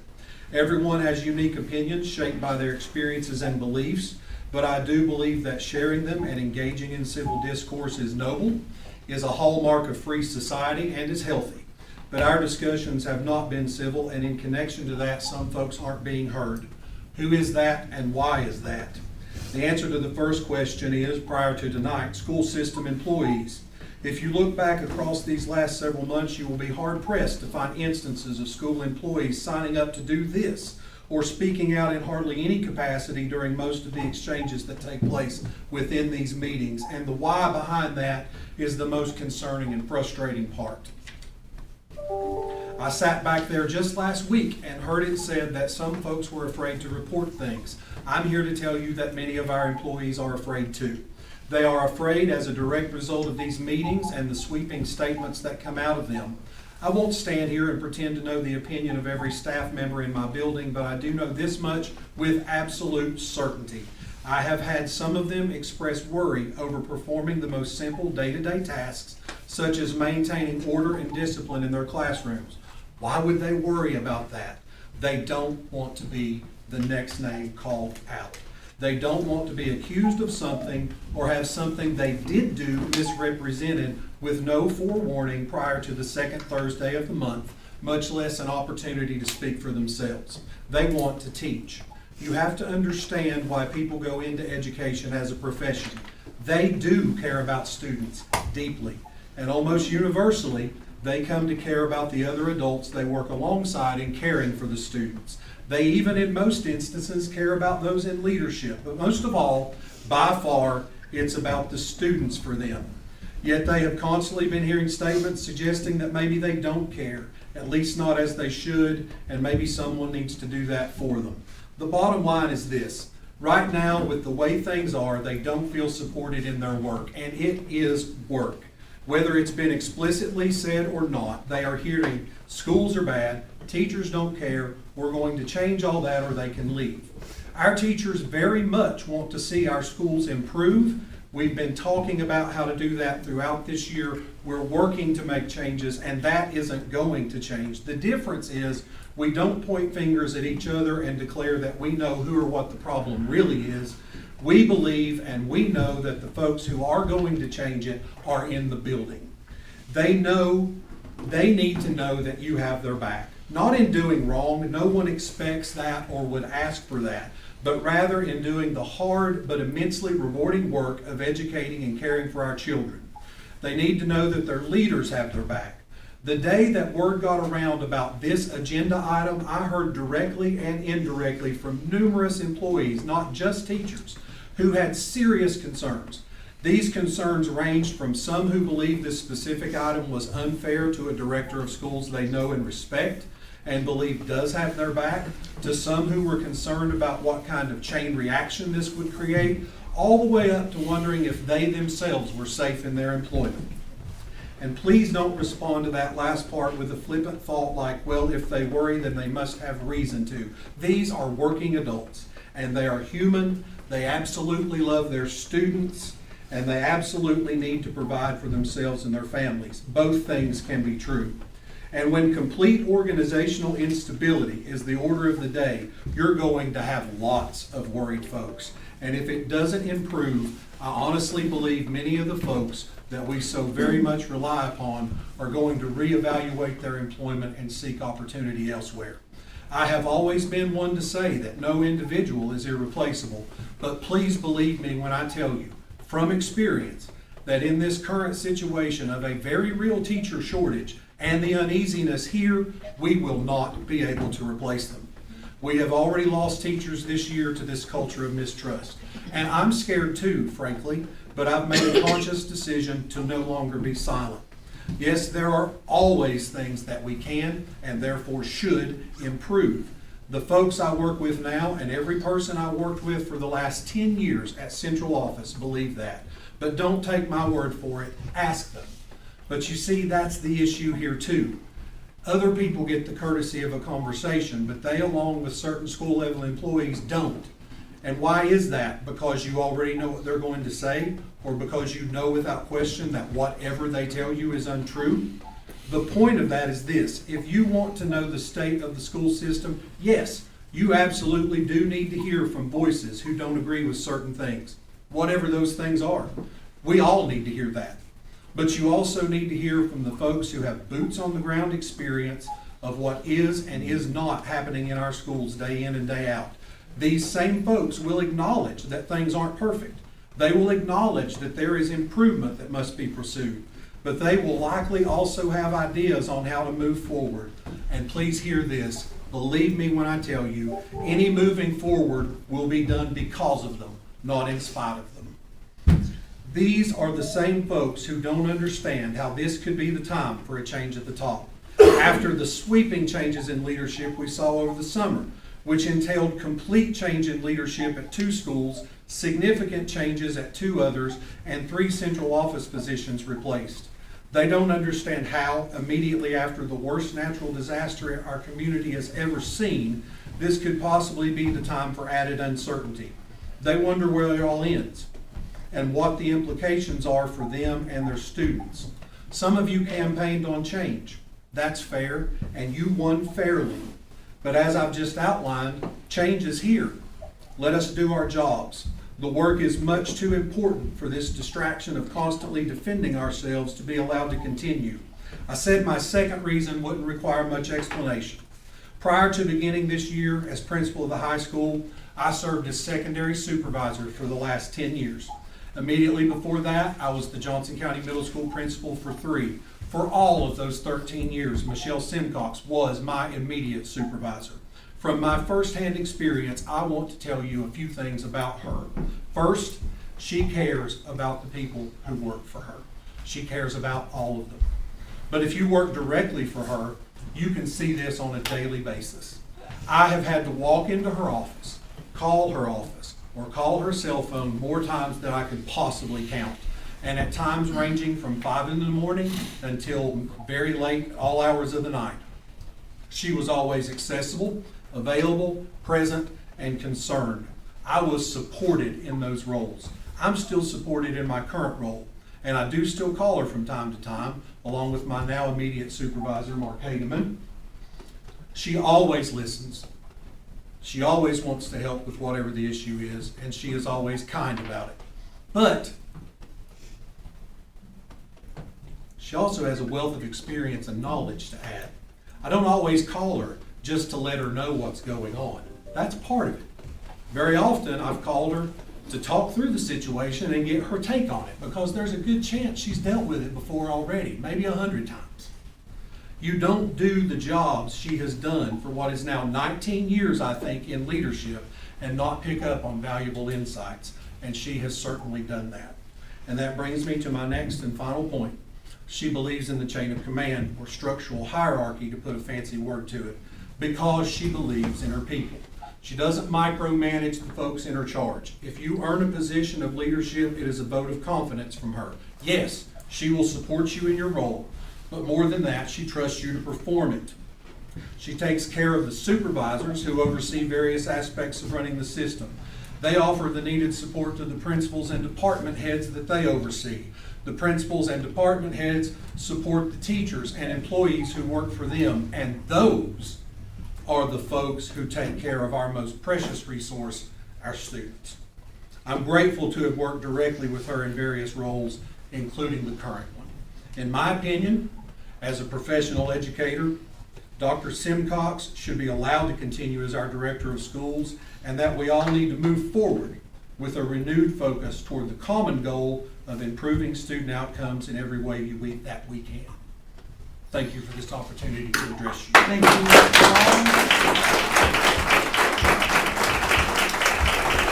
I do have to commend you, Dr. Long. I have heard high praises of you at the high school. The children all talk that they feel like it is a much better atmosphere and that you've made positive changes, and I've also heard it from staff. So thank you. That's what this is about, is the children.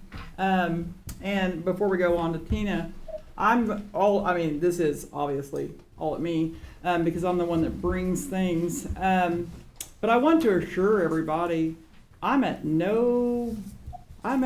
after teachers. That's not at all what's happening.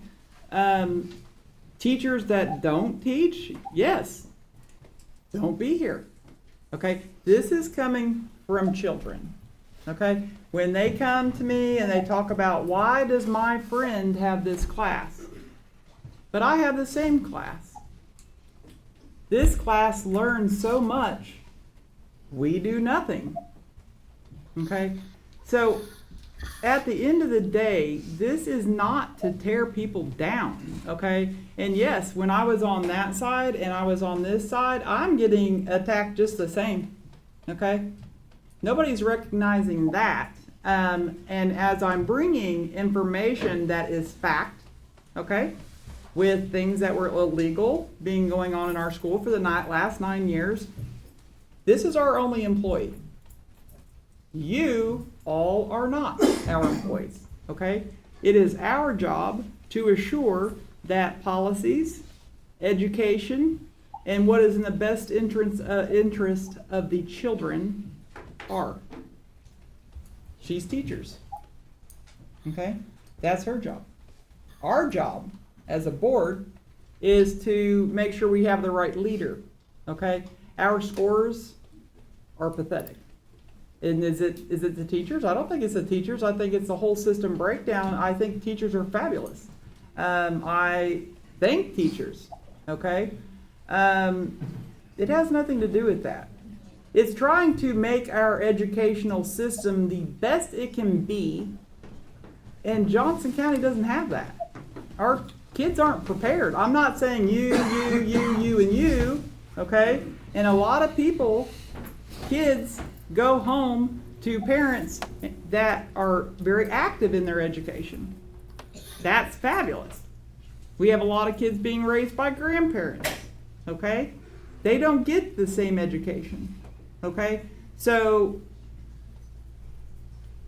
for instance, reading and writing. You know, a lot of kids in high school, I don't know right now because I haven't been out, but they simply emptied teachers' emails. No names, just saying. You know, they copied and colored on paper and cut it out and put it on paper. That was their education. That's what they did. They didn't read books. None. I'm not coming after teachers, okay?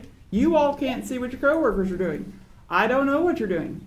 I was tasked with making sure, as everybody else up here, that we are giving our children and our future the best future they can have. And that's from every way around it. So, as everybody's feeling like they are being attacked by me, I assure you I am not. Okay? But if you are not the best person for our educational system, then you don't need to be here. That's not saying I'm coming after people. That's not what this is about. I get to sit here and look at everybody shaking their heads and talking, and that is fine. But I have a right to speak as well. And when I have people telling me we don't need to talk about suicide, we don't need to talk about mental health, we just don't pay it no mind. And that came out of the words. That was, yes, it was. Okay? When I'm talking about legal contracts that have been disregarded for 9 years. 9. Okay? I am now on the school board, and all of those policies state the board will assure. The board will assure. Okay? But there's no policies in place. Our board was letting everything go through here. Okay? That puts legal responsibility not only on myself and the rest of the board members, but our school system, if somebody was decided to sue us. That's not me trying to be whatever. That is trying to help make our system the best it can be.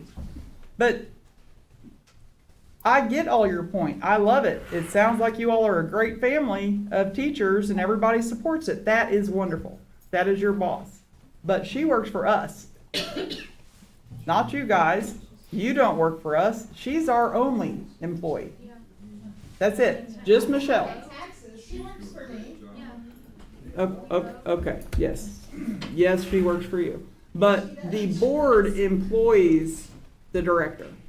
Okay? We are tasked with making sure that that person is the best we can have for our school. Yes. May I please say something? Yes. I'm sorry.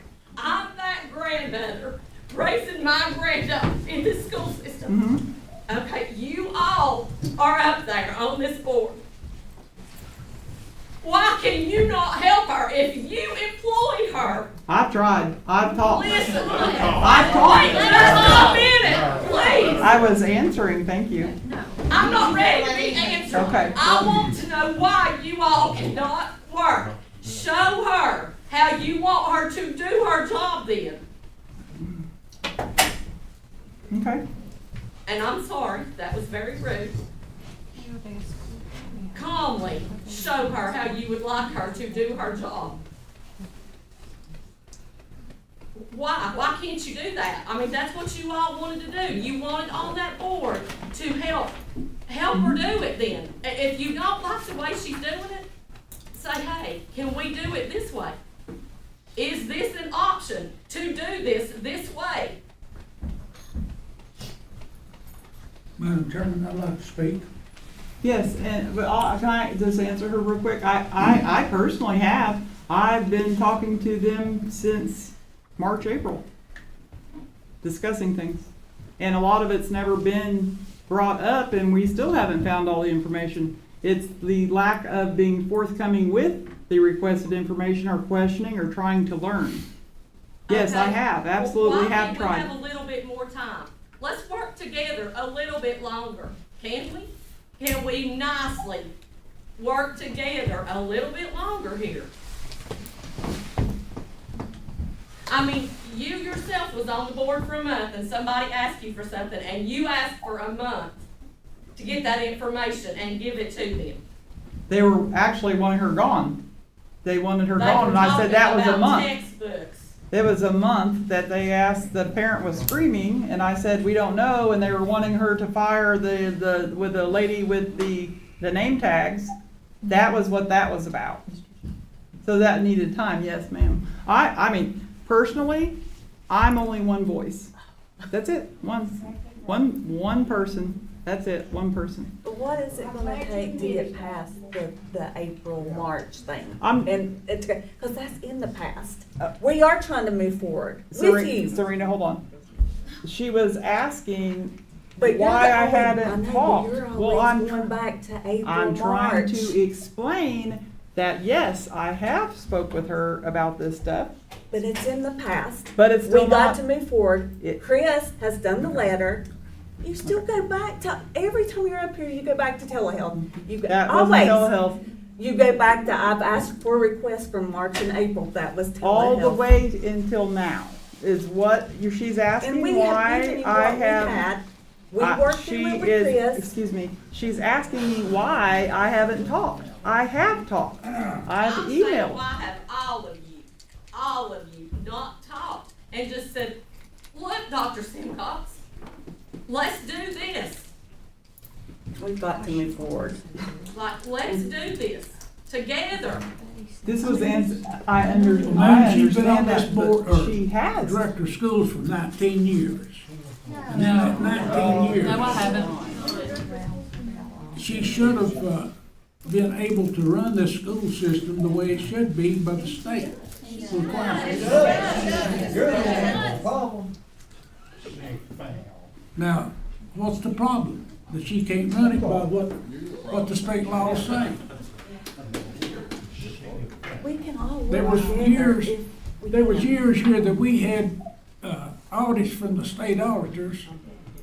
I mean, it's pathetic, some of the write-ups that they had. But have we corrected that, Gary, from here on out? Yes, we have.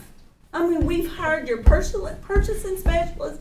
We are trying to correct stuff. The purchasing But why was it specialist. not done before? Yes. Is that what Russell signs off on for the funds? This is another position. Something Mr. But Madison. why was it not handled before then? Huh? Tell me. This is She what the was, she was board. director, she Hold on, was director Serena. of schools before that. Hold on. And I preached to you and I told you, I said, the only way that you're ever gonna get the auditors off of your back is you have a person And we did. And we got one. who would have a paper trail for those auditors to follow. And we got one. You got one, is And right. that's great. The board But why helped didn't get you do it that. beforehand? We When you got knew one. you were filling these audits? Serena, hold on a minute. You're with the system. He's asking, she's asking, we're trying to clarify. But Michelle is our only employee. That's it, her. Not you, not anybody else. It's Michelle. That's the only one employed by us. Why do you not want to work with her? I have I mean, I'm tried. just- But hold on, she's still standing and he was talking, so I'm gonna butt out. But what I'm trying to reiterate is we don't employ anybody in this building, anywhere in here, but Michelle, And we know that. okay? Sorry, Gary. Were you still talking? I was just asking Serena to hold on a minute, No, I'm because just, she's I'm not our finished. I employee. mean, it's, you know. I hate to be the lawyer, and I apologize. I've been trying to be quiet. It's hard for lawyers. But, and again, if it's the board's prerogative, but what I would say is obviously there is an agenda. We've been off the agenda for quite a while, and the board meetings, by our own board policy and state law, are supposed to run by the agenda. So, I mean, I would just remind everybody and just sort of take a breath, and maybe we could get back on it. We still have one more that wants to discuss the director of schools. And I know that public comment's part of the agenda. I apologize. I wasn't trying to in any way take away their power. No, and that's fine, and I think in light of I don't know how it all works, but in light of the child and the family and everybody that has spoken, I think at this point in the evening, pushing all the rest of all this stuff through, policies and all of this, that's still a lot to go through. So I would personally, prior to getting Miss Tina up here, make a motion and let some of this kind of hang tight until the next meeting. Y'all want to stay and go through all of this? Policies? Okay. So just I'm real good quick, with that. just procedurally, to do that, you'd have to have a motion to amend the agenda, and then it'd have to be a majority of the board, which would be 3 Yeah. votes. That would That's vote. fine. If everybody's good with hanging through, sounds good. And it's not my opinion, I'm just making sure we all know how that would have to work. They say they're good. Okay. Okay. All right. Tina Lippard, financial information related to the Director of Schools discussion. Okay, mine is a little bit different. First, I would like to say thank you to each of you, because I know you really do care. I know you're getting calls, I know you're getting letters, and we appreciate the time that you take to do that. Second, I have been asked how this decision would affect the system financially, and so I thought it was my responsibility to bring this to you. So recently, we have repeatedly received questions as to why a nurse practitioner is being used in a position that could be filled with a registered nurse. The difference due to the salary schedule step increase between an RN and an MP is $17,400 plus the benefits. We have had statements made that this is not necessary and is a waste of taxpayer funds. Yet you are considering moving the Director of Schools to a lesser position at the same rate of pay. The most that a teacher can make on the salary schedule is $69,720 before they top out. Why would we pay someone that is doing a good job in their current position and respected across the state $87,456.22 above regular teachers' pay to return to the classroom? In this scenario, in addition, we would have to have a new or interim director put into place at a salary which would equal at least $169,121.12. Or more, that's with a minimal salary and benefits. This would be necessary for a period of 1 year and 7 months, so we're looking at an unnecessary payout of $406,247.40. This does not include the pay increases that will be put into place for school year 25-26. Moving the director to a principal's position or a supervisor's position, you'll still be paying more than the normal salary for that position. We currently have no openings in any of these areas.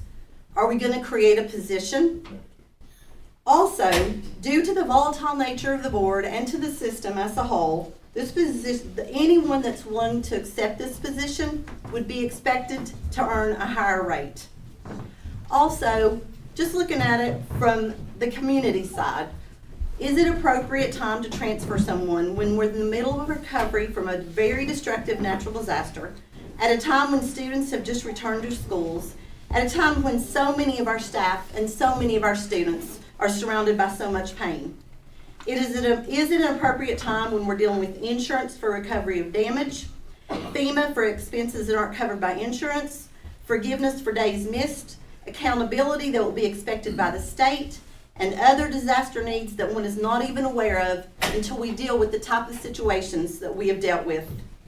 Let us not forget that this is a director that has spent many hours worrying about our students and staff and praying for our students and staff, collecting items for our students, unloading trucks of supplies, riding on the roads that have been damaged to make sure they're safe for our students, and many other duties that were way above and beyond what was expected of her because she loves our students.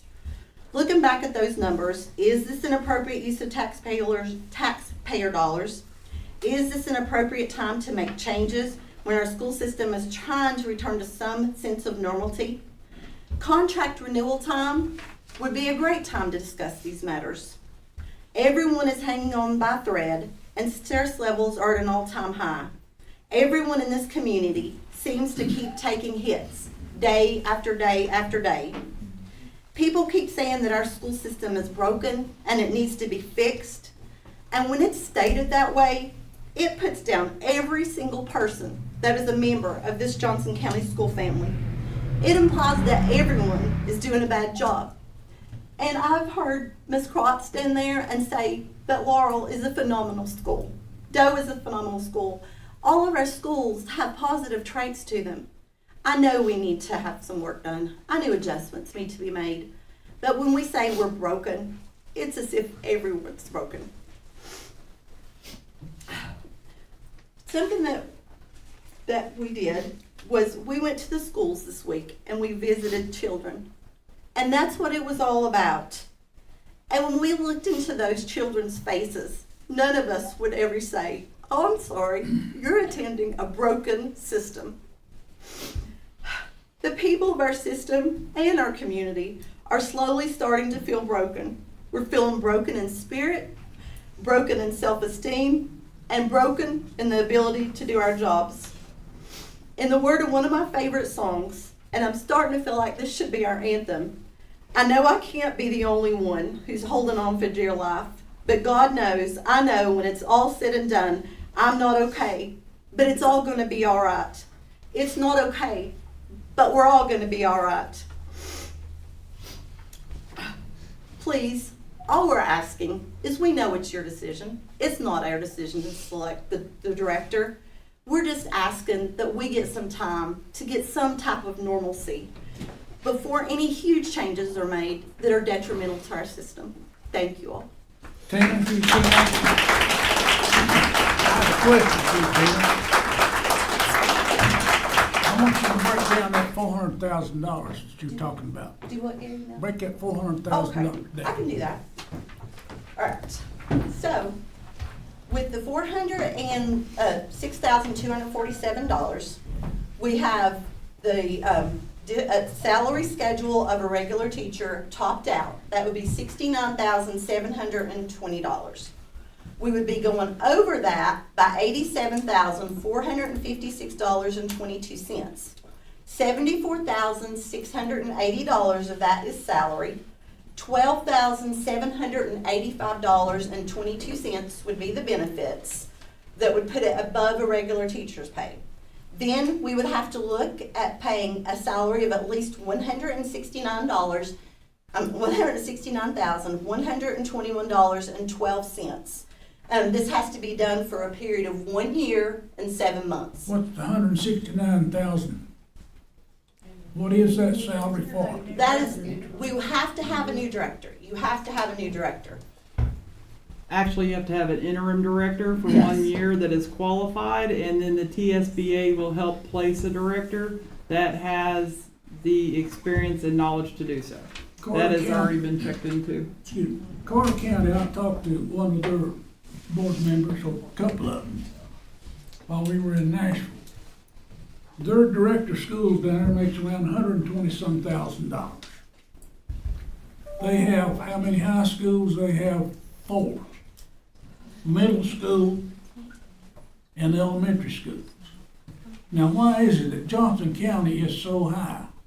More money than what Carter County received? I am actually going to Google the salary and see if I can get the exact dollars for that.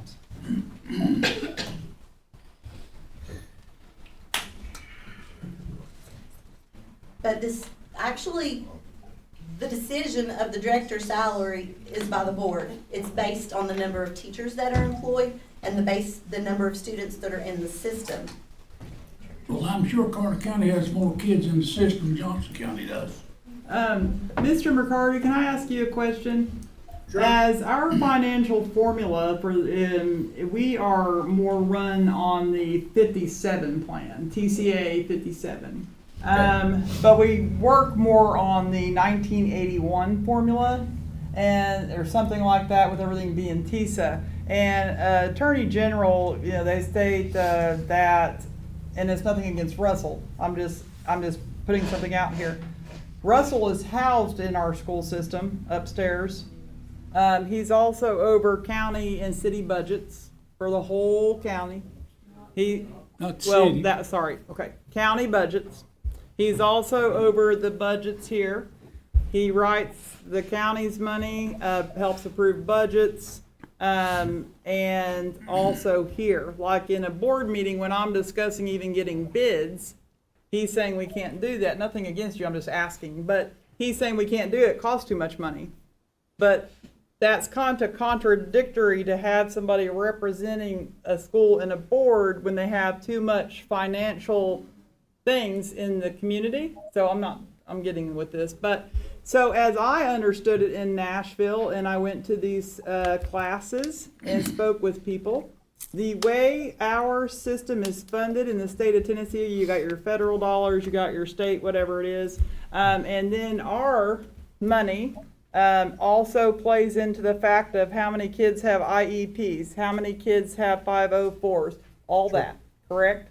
Okay, which in fact, if we got more money, they can't back it down from the previous year if we were to raise it.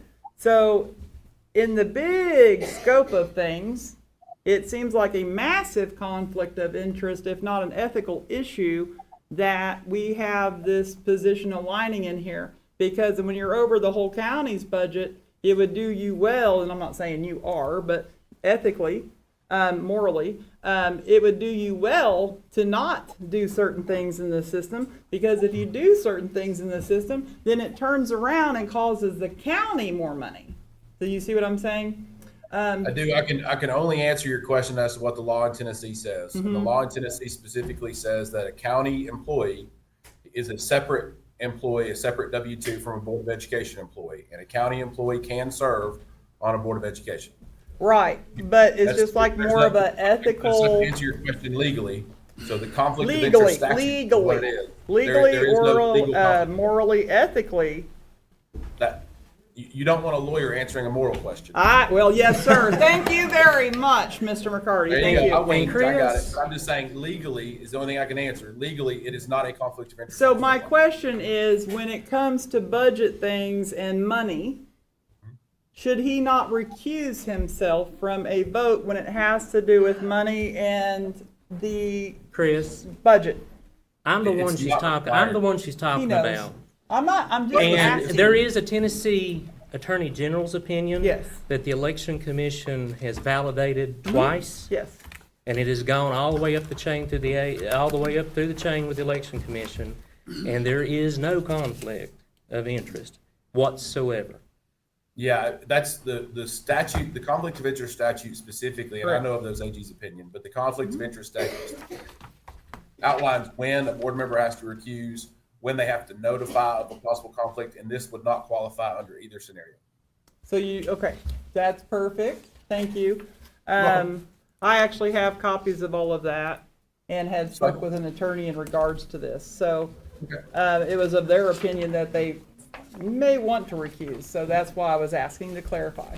That was a different attorney. That's an outside attorney. A board member always has the prerogative to do so, but if you're asking me under state law, when is it required, it would not be required in this scenario. Okay. So it does not matter to vote with the budget stuff? No. Okay. Separate employee. We could get into the whole way that, I mean, I understand what you're talking about with the 57 Act, the 81 Act, but in reality, when we come to the conflict of interest statute and you look at the interplay between the funding body, which is the county commission here, and the school board, really the only, I mean, we can go back to the Morgan County Board of Education versus Morgan County case from a long time ago, Justice Roda's opinion, where the Tennessee Court of Appeals really makes it clear that there's a clear separation between what a board can do money-wise and a county commission. The county commission, as our other board member here certainly knows, just gives an up or down vote. They don't really get a say in the daily expenses, operational expenses, decisions on where you're going to put the money, long-term planning. So because of that, I think that's why this legislature is pretty clear. There is no conflict here. I just was asking because, like I said the other day when I was questioning why we couldn't get bids or we couldn't do this and that, he got one. I'm not being personal, but he was kind of upset and started telling me because we can't afford it. It's in the budget. But I am talking to another board member, not a budget person. Does that make sense? You see what I'm saying? Only thing it does make sense what you're saying, but I would say every board member, and you know this, I mean, it's in the board 492-203 is board duties. And every board member certainly has a fiscal responsibility to make sure the budget is followed, to pass the budget, to make sure they're aware of the budget. So I would argue it's actually the job of a board member and a county financial officer. Right. Okay. Thank you. You're welcome. And Chris, just for clarification, Johnson County does operate under the 57 Act for both accounting and purchasing. It's just the school system was opted out of the purchasing several decades ago. Thank you, sir. Thank you. So, okay. I know where Now, we're at. getting back to Tina. Tina, did you get that all broke down here for me? Oh, I have it all worked down. I can't find the Carter County Director of Schools salary. That's what I was looking for. I was going to point out, in case you guys wanted, I know Michelle knows this, so I can say it. TOS actually sends out every year a full breakdown of every director of school salary in the state of Tennessee. It's public record. Okay. So if you, Yeah, if we were you to can find it. Well, it just came out last week. Yeah. Well, I'm They just send it going by around. I'm sorry? I'm just going by what their board members told me. No, I understand that, sir. I'm not denying that's what the salary is. I'm just saying, but if you wanted a full picture of the whole state, TOS will actually just send you that on request. It's all Okay. public record. I can send, it came out last week. You can pull it online. Yeah. Yeah, Thank you. it's all there. Okay. Okay. Tina, did you have anything else? Okay. Mr. McCarty, in regards to transitioning, what I've been advised by other attorneys is that with the contract right now, it's in here as transfer. Also in the contract as reviewed, it can also be let go for no competence. So No, I'm going to pause there. I don't know who told you that part. I agree the that the transfer. contract. I know, I've gotten the contract. I got it. I knew what the agenda was, so I have it printed out. The contract is, as I've got in front of me, Dr. Simcox's contract for employment. It has a contract termination provision, which is section 22. Mm-hmm. There's the transfer of the director of schools, which is D, which we can talk about. It's what you just referenced. Mm-hmm. That's the only thing on the agenda tonight. And remember, anytime you're, and I know the board knows this, but under 49-2-203, anytime the board is even considering any modification or change to the director's contract, it has to be specifically notified. And I know we did this, that's where Yes. I'm going, within 15 days of the meeting. So the only thing the board could discuss tonight, because it was properly noticed, would be the transfer. But Going yes, to your other question, though, the no cause issue, that what it no specifically said confidence. is it's for, no, there's no confidence vote. in Should the be contract. like below it No. in the copy That's- I had. You're talking removal from office? Yes. That's if the State Board of Education were to act to remove the director's license. No, That is that's the not. State Board, not this There's board. another section in there in the copy that I have that is that you can excuse them from their position for no competence. It should be That's- right below that It's one. right here in my contract. I have a copy too. So I was just kind of wanting to I'm clarify. not aware of that. I can tell you that there's a for cause provision which specifically says, I can read it. The employment contract may be terminated by the board for cause upon sufficient proof of improper conduct, inefficient service, or neglected duty. And those terms are defined under the state statute. So this right here is actually 22B. Is for cause. Right, for cause. So that's the board can remove, not the state. Correct. Yeah, the state is C, the board is B. The problem with remember though, for cause, and we can't do that tonight. There can be Yes, no yes, vote. I know that, No, yes. Right, but if you're asking me that question, for cause, the board, if to do that, would literally have to make a vote, specify which of the cause provisions, so improper conduct, inefficient service, and neglected duty, and the board would have to verbalize with a vote and a majority, which would be at least 3 votes, what specifically it's citing to. Because this is a contract. This is a contract right. Correct. You can't just say, we vote to, I'm not saying this is when it's going to happen, but the board couldn't just say, I vote to terminate for neglected duty. It would have to literally outline what those are, and those would need to match the definition of those terms found at 49-5-501. Correct. But if That enough is- information was brought forth, data and different things, this is legally right here, B, for cause. Okay. Correct. Now, there's a second part to that, though, which is, yeah, that's right. The board has that power. Remember, though, that if the board does that, the way that it works is you keep reading, the board terminates contract for cause, the director would be entitled to no further benefits or compensation, but there's an implied right there, which is anytime you have an employment contract, whether you're a private employee, a public employee, it doesn't matter, you have a property right to that contract. Therefore, the director would have a right to challenge that in court or before a hearing officer, either way it was handled. And if a court of law said you don't have enough evidence and you did it, and let's say hypothetically, a director's terminated and they're sitting on the sidelines for 2 years, then that Board of Education, if it didn't have the right evidence, would be full back pay would be awarded that entire time. which would come out of your fund balance. Yes, sir. So I always like to make sure direct boards of education know you can't just walk into a contract issue without clear evidence that you know a court of law is likely going to back up. Thank you. You're welcome. So, all right, where were we now? Back to the agenda. Okay. So, approval of it, let's see, wait a minute. Recognition of visitors or delegation participation. TCAT Elizabethan, Mr. Richard Church.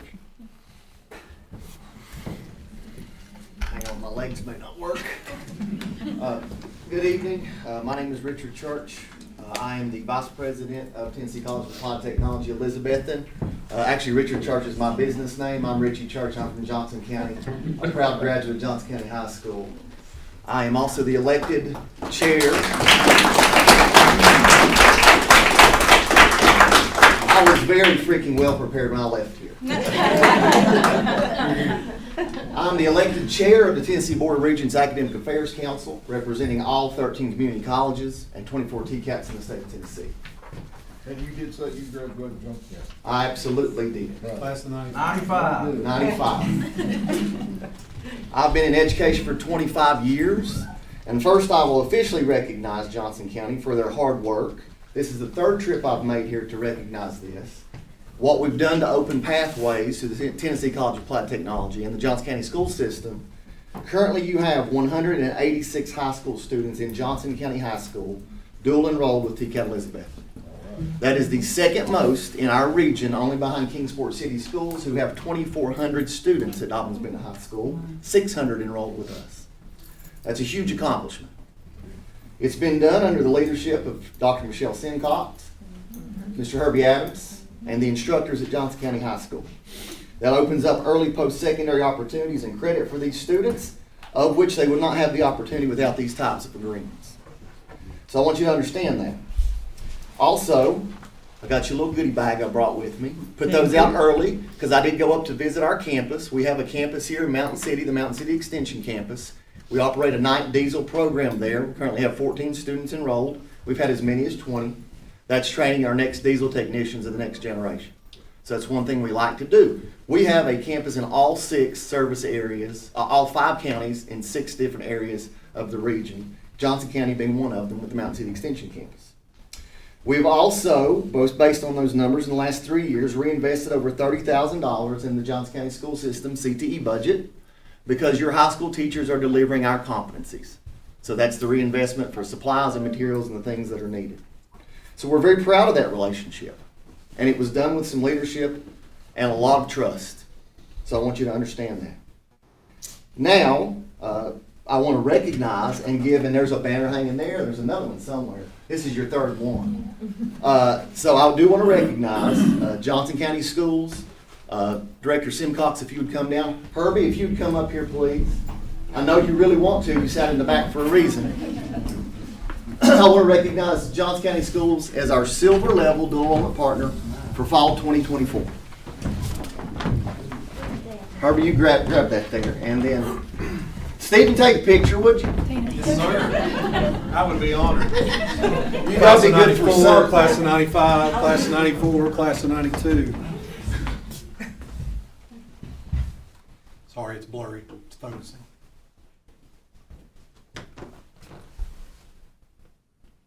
You picked the wrong person. I'm sorry. I obviously did, Dr. Long. Plus, it's an Android. Congratulations. Thank you.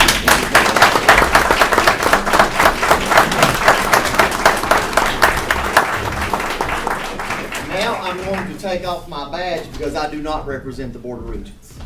I represent the fact that I'm from here and my parents live here. My dad's a bus driver here. This is an absolute freaking joke.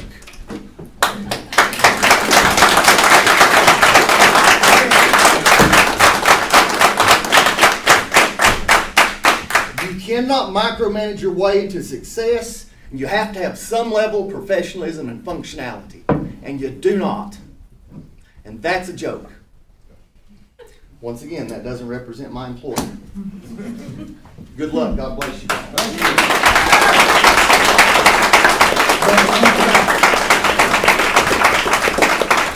was not okay. Nothing. Okay, so, Doe Elementary School Staff Recognition. Yes.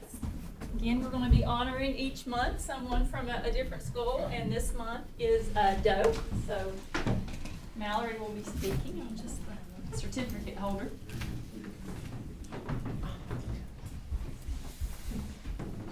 Sorry. I'm principal at elementary, and when Dr. Simcox asked me to pick a staff member to recognize at the board meeting, it's very hard. I have lots of wonderful staff, but Liz goes above and beyond what you could ever ask of her. She is the first face that you see when you walk in the door. She always has a smile and a friendly greeting for you. She knows every kid in the school. She is always organized, and being my first year as principal at Doe, I could not have made it this far without her. She has helped me tremendously, and she is a tremendous asset to our school.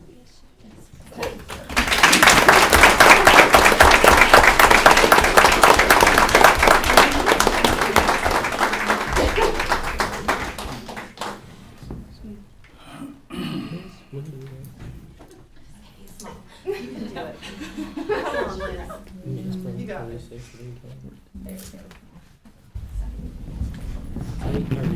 It is my honor to be here for these kids. And that's what we should all be here for, together.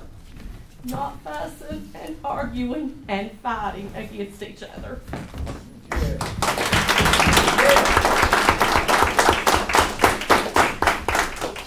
Okay, let's see, we are at approval of agenda. Well, Madam Chairman, we've sat here for 2.5 hours. Mhm. At this point, I'd like to request that we take a 5-minute recess. Okay. Sounds good. I'm probably going to go to the bus.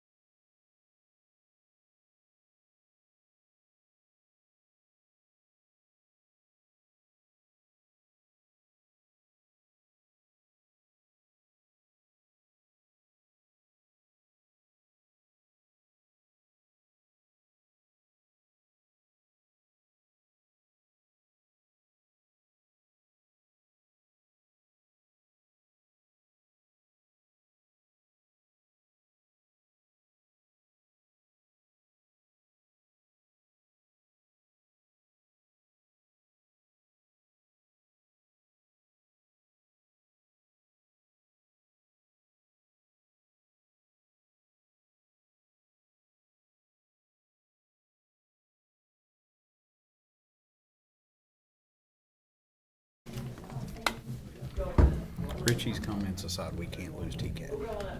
We No, can't no, lose you TCAT. don't have to lose TCAT, but that was very unprofessional. Oh, sorry. Very unprofessional.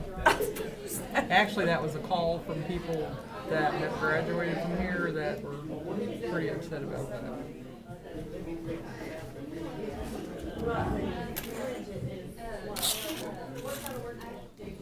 I hope Diane's okay. That's my main concern. You're blurry when I have them on, but I can't see. Yeah. They sold you. I know. You better be glad you left when you did. Is it gonna be? I thought they would have never done that. Are you serious? I thought. Okay, where were we at? That was him. And That's sad. approval of agenda. We haven't got to that one yet. Yeah, that's next. That's next. Okay, all right, we will resume. Number 5, approval of agenda. Wait for Mr. Matthews. Oh, is he not back? Nope. I thought he came in with you. He didn't come in with you? Oh. Whoops. He might have went to the restroom. I don't know.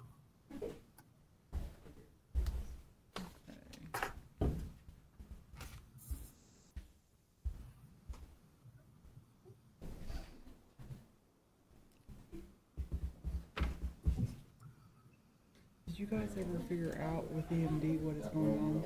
Yes, he sent, did you see his email? He sent the letter. Right, but have they found somebody to take over? There has to be a time frame. Well, they have not 30 just days. They have 30 days to get from the somebody to time fill her. to acknowledge the complaints, and that was But one of the no, I'm complaints. talking about her being, she can't do both. So there has to be a time frame. And they are actively looking But for someone. we need to get a time frame. Yes, they're actively looking for Because there someone. is, I mean, you can get them the next day. Yeah. There's agencies that do that. So that's what I was wanting to check. Yeah. Hey, Mr. McCarty, while we're waiting, were you able to find that contract I was emailing you about? Yeah, I think you have it. I emailed it to you earlier today. I did- Michelle was able to send it to me. I just got it emails right before I went out the door. Yeah, I got it. And it was about, I think Do it you went have out the about do you have the original? Because I like, again, not to harp the months long thing, but it's never been able to be produced. And you do have, I looked back the- on our emails today. It's That not was the sent to you- 2015. No, that's not the one I'm That was talking sent about. to you on June the 11th. I went back That's on the still email not- correspondence. Yeah, that's not the one. I already That's printed the that. original. We can talk about it later. That's still not the one I was looking for. That's The not the one one I I'm thought you looking were asking for. me about was 2015. That's the one that I asked for. That's what was sent today. No. The one in 2020 that replaced that one. But I'll just email you later. Oh, that's fine. I thought. Yeah, I that's apologize. still Maybe I not the right misunderstood. one. Okay. But thank you. Just let me know. I'm happy to help everybody look. Yeah, I'll clarify it. That's still not the right one. Okay, Okay. approval of agenda, number 5. Huh? Oh, Make a motion. you make a motion to approve the agenda? I make a motion, we approve the October 10th agenda. Second it. Thank you, Gary. No, today's November. November, Why right? did he say October? I don't know. Oh. What? It's November 14th. Oh, you were talking about the old one. Today's agenda, Gary, the one they were talking about today. Oh, today's agenda? Just restate it with today's. Okay, I make a motion, we approve the November 14th agenda. I second. Mr. Grieber, Yes. Ms. Klein, Yes. Mr. Matheson, Yes. Mr. Robinson. Yes. Number 6, consideration of transfer of director of schools under her contract of employment at section number 22D. If the board may, obviously the board can make any motions at once. I just want to clarify something from the contract since, obviously that's why I'm here as legal counsel. The first line of that section, I just want to make sure we point to it, talk about what all would be entailed if the board were to take action under that. The rest of it's however, it's pretty self-explanatory. But the first part says the board reserves the right to transfer the director to any position within the system. I think we were talking about this earlier indirectly, but I want to make sure I say it directly. If the board were to vote tonight or any board member makes a motion to do that, just remember there's other things that have to happen too. So one, for example, would be the board always has to have a director of schools. I think the vice chair mentioned earlier, that could be through an interim position. It doesn't have to be for a year, by the way, but there has to be somebody, because under 49-2-301, a director of schools has to be in place to do a lot of things operationally. So the board, if that happens, the board cannot leave tonight without naming an interim, and there would have to be somebody that would have to agree to do it. Number two, you'd have to name the position. You can't just say we're going to transfer somebody. You'd have to literally have a vote on, I've moved to transfer the director to X position. Just want to make sure that's clear, because you can't just say I'm going to put somebody in the nether. They have to literally know where they're being transferred to. So just want to clarify that. If there are any other questions about the contract, I'm happy to take them. So there's no length of time on that interim position? Not that I know of. I mean, there's a general idea that most interims, nobody likes them to be in for, more than a year. Yeah. I've certainly seen that happen at times during times of crisis. I want to say, and don't quote me on this, even though I'm literally in a public meeting, during the pandemic, for example, there were things that happened but yeah, I mean, I've seen interims serve from 6 months. I've seen interims serve longer. But there's no way. I mean, the board has to have a director. I know y'all know that, but I just got to make it clear. Under board policy, under state law, there are so many things that the director has to do. They have to be in place, whether it's an interim or, that's right. Correct. I just wish that on clarification, as this was entered into the agenda in your council at 15 days ago, that I would have hoped we would have got clarification on that we have to name the position prior to this meeting, because technically we can't meet as a board to discuss the interim. There is an interim. Oh, no, I understand what with the sunshine law. With the sunshine law, we're not allowed to discuss as a group. So that kind of ties our hands to be able to discuss as a board interims. There is an interim. I mean, I know of an interim, and there is an interim ready to go right now, today. So then that all that board member would have to do individually is make a motion, and if that person indicates an interest in doing it, then they could serve. There's not a requirement that the board meets with them as a whole, to be candid. But I mean, like when you were wanting to make a motion and you're wanting this information, like I said, I wish I would have known this prior to, as this was 15 days ago. But so you're saying that there has to be already a position chosen, and we have to state that tonight. But as a board, we've not discussed anything, and we frankly don't know what exactly is out there. Well, that's the issue. I mean, candidly, it's embedded in the contract that a position. I mean, just with anything in employment law, you can't transfer somebody unless you know what you're transferring them to. I don't think I'm creating new law by saying that. I think that's just how employment works. What I would also add to that, though, is any board member themselves could have asked for that information, could have said, hey, what positions are open, what positions is somebody qualified for, well in advance of the meeting. It's the board member's prerogative if they want to make a motion or not based on the information they have. Okay. And it's always, I mean, I'll say this, it's always a limitation of the sunshine law. I'm the first to acknowledge that for any board meeting, that the board members are not allowed to talk about that. So it always leaves these things for public discussion. That's why we have meetings and work sessions.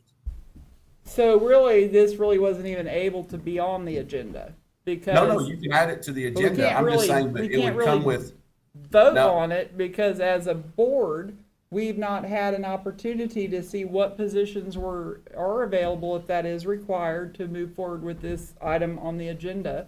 And well, candidly, I'm sorry. We haven't been able to discuss like, what if I really like the person I have in mind, but somebody else didn't, so at what point we have to be able to get together to discuss those things as a board. So right. I really, this can't be on the agenda for tonight. Well, if somebody would have asked me that, my general recommendation, if somebody would have said, hey, Chris, how does this work, Mr. McCarty?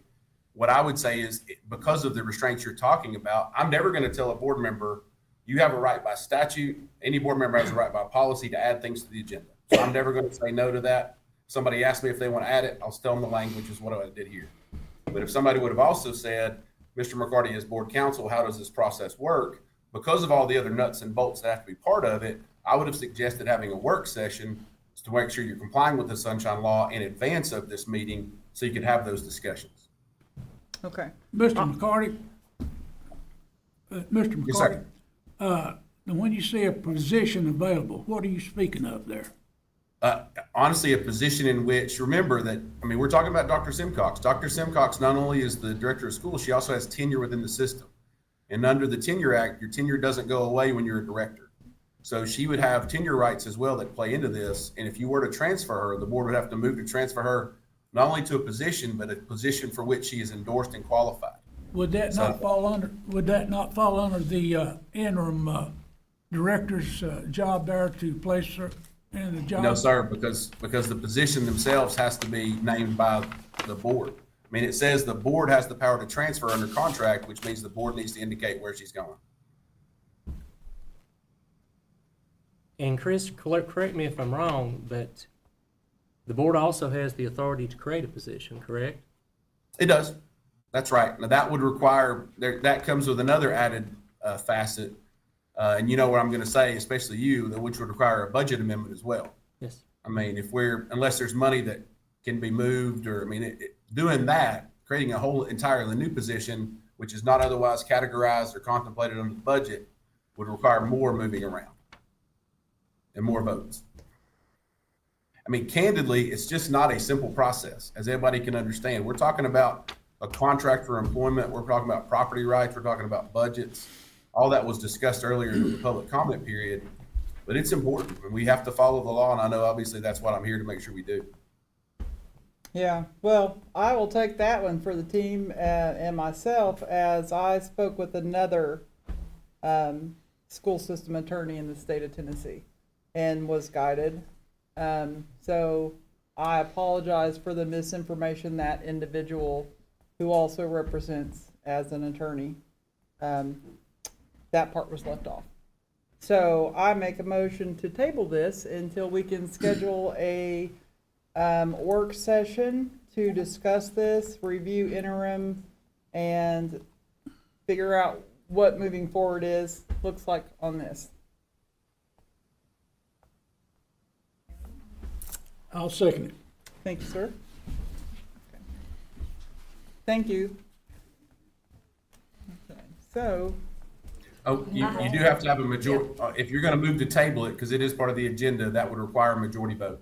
Okay, Mr. Griever, Yes. Ms. Klein, Yep. Mr. Matheson, Yes.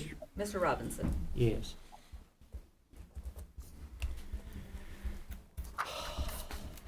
Okay, so while we're on this, at some point, I don't know if this is the correct time, but we need to schedule a work session to discuss this. I don't have a calendar. Do you have a calendar on your phone?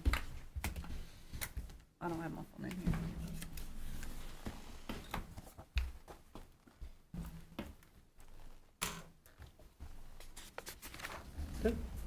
Let's have it on Thanksgiving Day, that way we'll be away from the table. Less calories. Okay, so when is our school out for Thanksgiving? Are we taking, with all the 27th, missed 28th. days, are we still missing those extra days? What days are we missing? The 3 days, Wednesday, Thursday, Friday for Thanksgiving. Okay. What about the what is today's date? What about, The 14th. what about the 18th, Monday? Okay, that's fine. I won't be able to. Okay, how about, the 25th? That's about a week and a half? Yeah. Okay, how about the 25th? You guys do the 25th? I'm good. 5:30-ish? Yeah. 5:30? Is that a Monday? Yes. And as that will be to dealing with contracts and staff, it'll have to be a closed meeting. Correct? No. It can No, be open? The only time you can ever do a closed meeting is if there's pending or threatened litigation. So that has to be wide open. So, we couldn't do the EMD one. It was closed. We had safety first. But even, I know but. Oh, if it's part of the safety plan, that's right. I'm sorry, I should have made that So, clarification. yeah, the Understood safety issue was there, but we could have allowed people to come in after that was spoken about then. Because there were people requesting to come in for the other part. I apologize. I'm not sure what we're referring to. Under this, if it's safety related as part of a safety meeting, the school safety bill does require that now to be confidential. So I don't know if that's what we're referring to. But Well, it was otherwise, that's both. really- There were two things in that meeting. It was the EMD stuff and a safety issue. There were people that had wanted to come in for part of it, but we couldn't let them in for any of it because it had the safety thing. So it was Okay. closed. I just can't, I'm not, was I present for that? I'm sorry, I'm not. You were not. Okay. You were So I not. don't- I So, don't know so what in to say. in the future, since this is not needing to be closed, it's open. Yeah. When they have two things on there, is it okay if there was a safety thing? Can the public be out here of then, if there's more than one thing, can they come in after the safety is addressed and then it become an open meeting? Absolutely. Okay. Yeah, that's not uncommon that school boards do that. Thank you for your clarification. Okay. I'm always gonna hedge, because again, I am a lawyer. I'd have to know exactly what we're talking about. Even if it's loosely related to school safety, it would need to fall under that, because we always want to be more broad there than narrow. But again, I don't know what we're referring to, but if it's not at all related to school safety, yeah, it would need to be open unless it's pending or threatened litigation. Okay, so it needs to be open, except for the safety issue. Correct? Or pending or threatened litigation where I'm giving advice to the school system on legal liability, essentially, Okay. yes. Perfect, thank you. Okay, so did we decide on the 25th at 5:30? Yes? Okay. 25th, 5:30, okay. You need to vote on that, the date, everybody good? I'll just have to do the agenda and get it out. Okay. And I've got time to get it out. Hmm? I'll have time to get it Okay, out. but you don't need anything further, okay. All right, so, now I've lost my agenda again, okay. All right, so, number 7, consent agenda, approval of minutes of the regular meeting, and that's what you thought you were approving, Gary, of the October 2024, and the work session called meeting on November 4th, 2024, with any additions, corrections necessary, attachment 7A. I make a motion, we approve it. Second.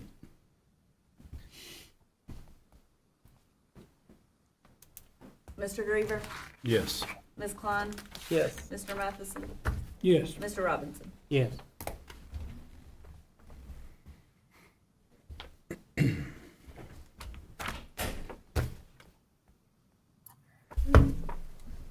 Let's see here, approve the following amendments, attachment 7B. We did all that under. Oh, it's all under there? Yep. Yeah. Hmm, We're ready to move to item 8. okay. He's not here. He's not, Jackson's not But here. I'm doing, Okay, you're I'm going- reading oh, for yeah. you. Number 8, report of student board member Jackson Clifton. Yes. Michelle will be filling in. Yeah, he apologizes he couldn't be here tonight, and Julia couldn't either, so he sent me the information, and here is his report for the month of November.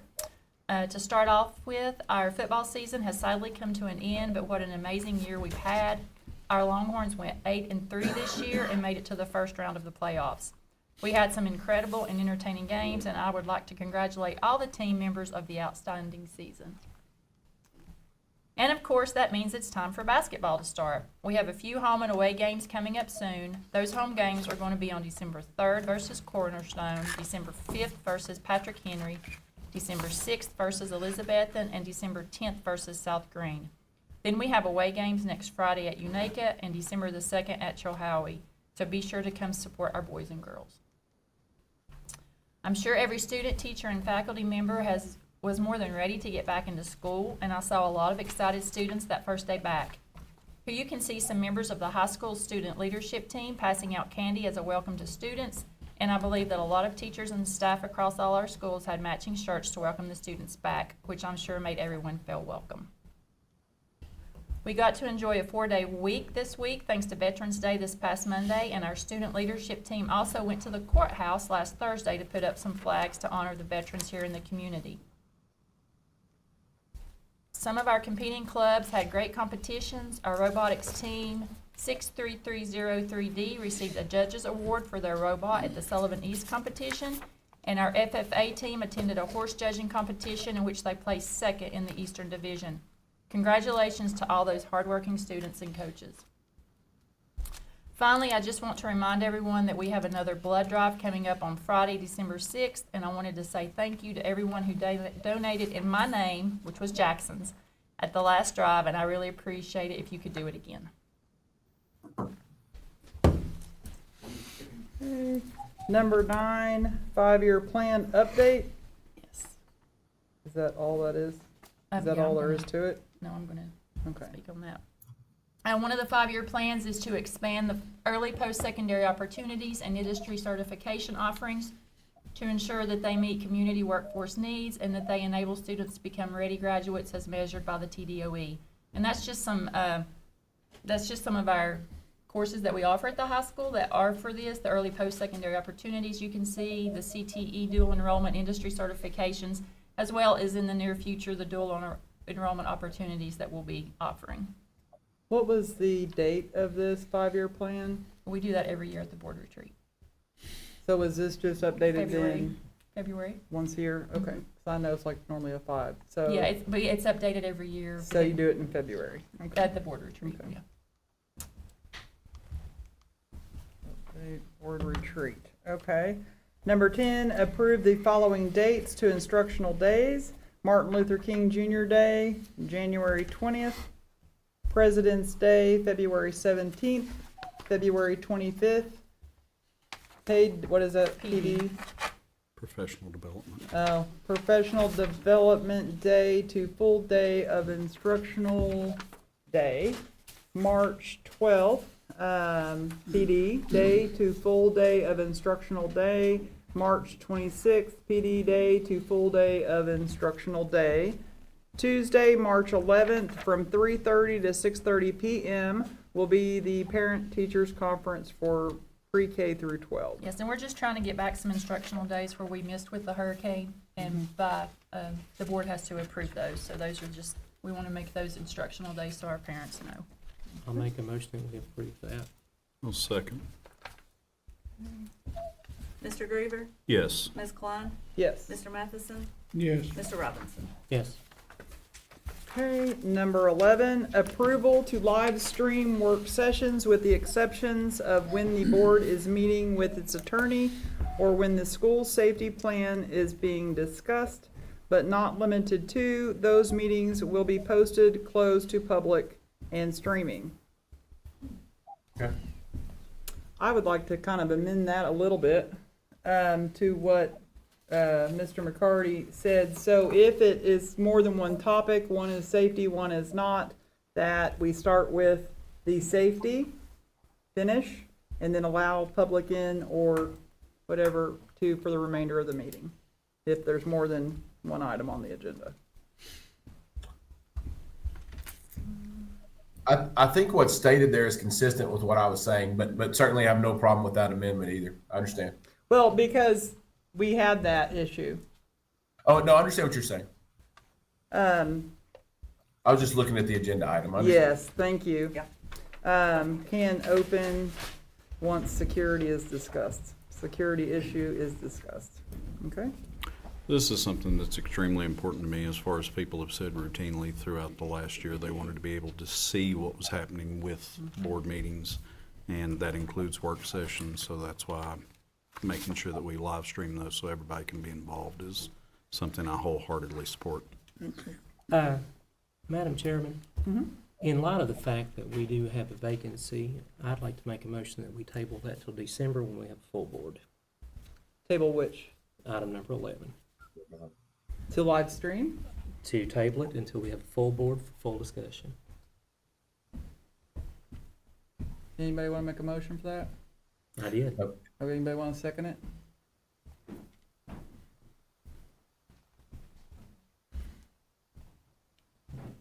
No second, the motion dies. Motion is dead. Okay, is there anything else we need to do on that one? You need to do your motion. Somebody would need to make a motion to approve that agenda item, or basically. Yes. I make a motion to add this to the agenda item. What are you making a motion to do? To add this extra addendum to the streaming that. Can I just clarify? I think what you guys are wanting to do there is you're just making a motion to add that to board policy where appropriate. And we can put it into the appropriate board policy later. Yes, please. To where we can open up after the security sensitive information is covered. We can just modify the appropriate board policy. That's no problem. I understand what it says. So we still need a vote since you're gonna modify? You have a motion, there needs to be a second. And then does anybody want a second to add the, okay. Okay, Mr. Griever, Yes. Ms. Klein, Yes. Mr. Matheson, Yes. Mr. Robinson. No. Okay, number 12, second and final reading of the TSBA required changes on the following policies, attachment 12. If anybody is here and you don't have attachments, if you have a copy of the agenda, you can normally get the attachments prior to meetings if you would like to read through the material, for anybody that's not aware. Madam Chairman, before we go any further, on that item 11 there, are we going to set a policy up on that? He's gonna reword it, so Okay. it's good, and then, we're gonna modify that Okay. to include that people may come in once security issues and sensitive information is covered. That way they have privy to information, to be able to come in as a public meeting. Okay. Mr. Matheson, I'll just review the policy manual and the board operations section, and we'll just place that language into the appropriate policy. That's no problem. Okay. Number 12, second and final reading of TSBA required changes on the following policies. Attachment 12, policy 4.7, testing programs. The State Board of Education updated regulation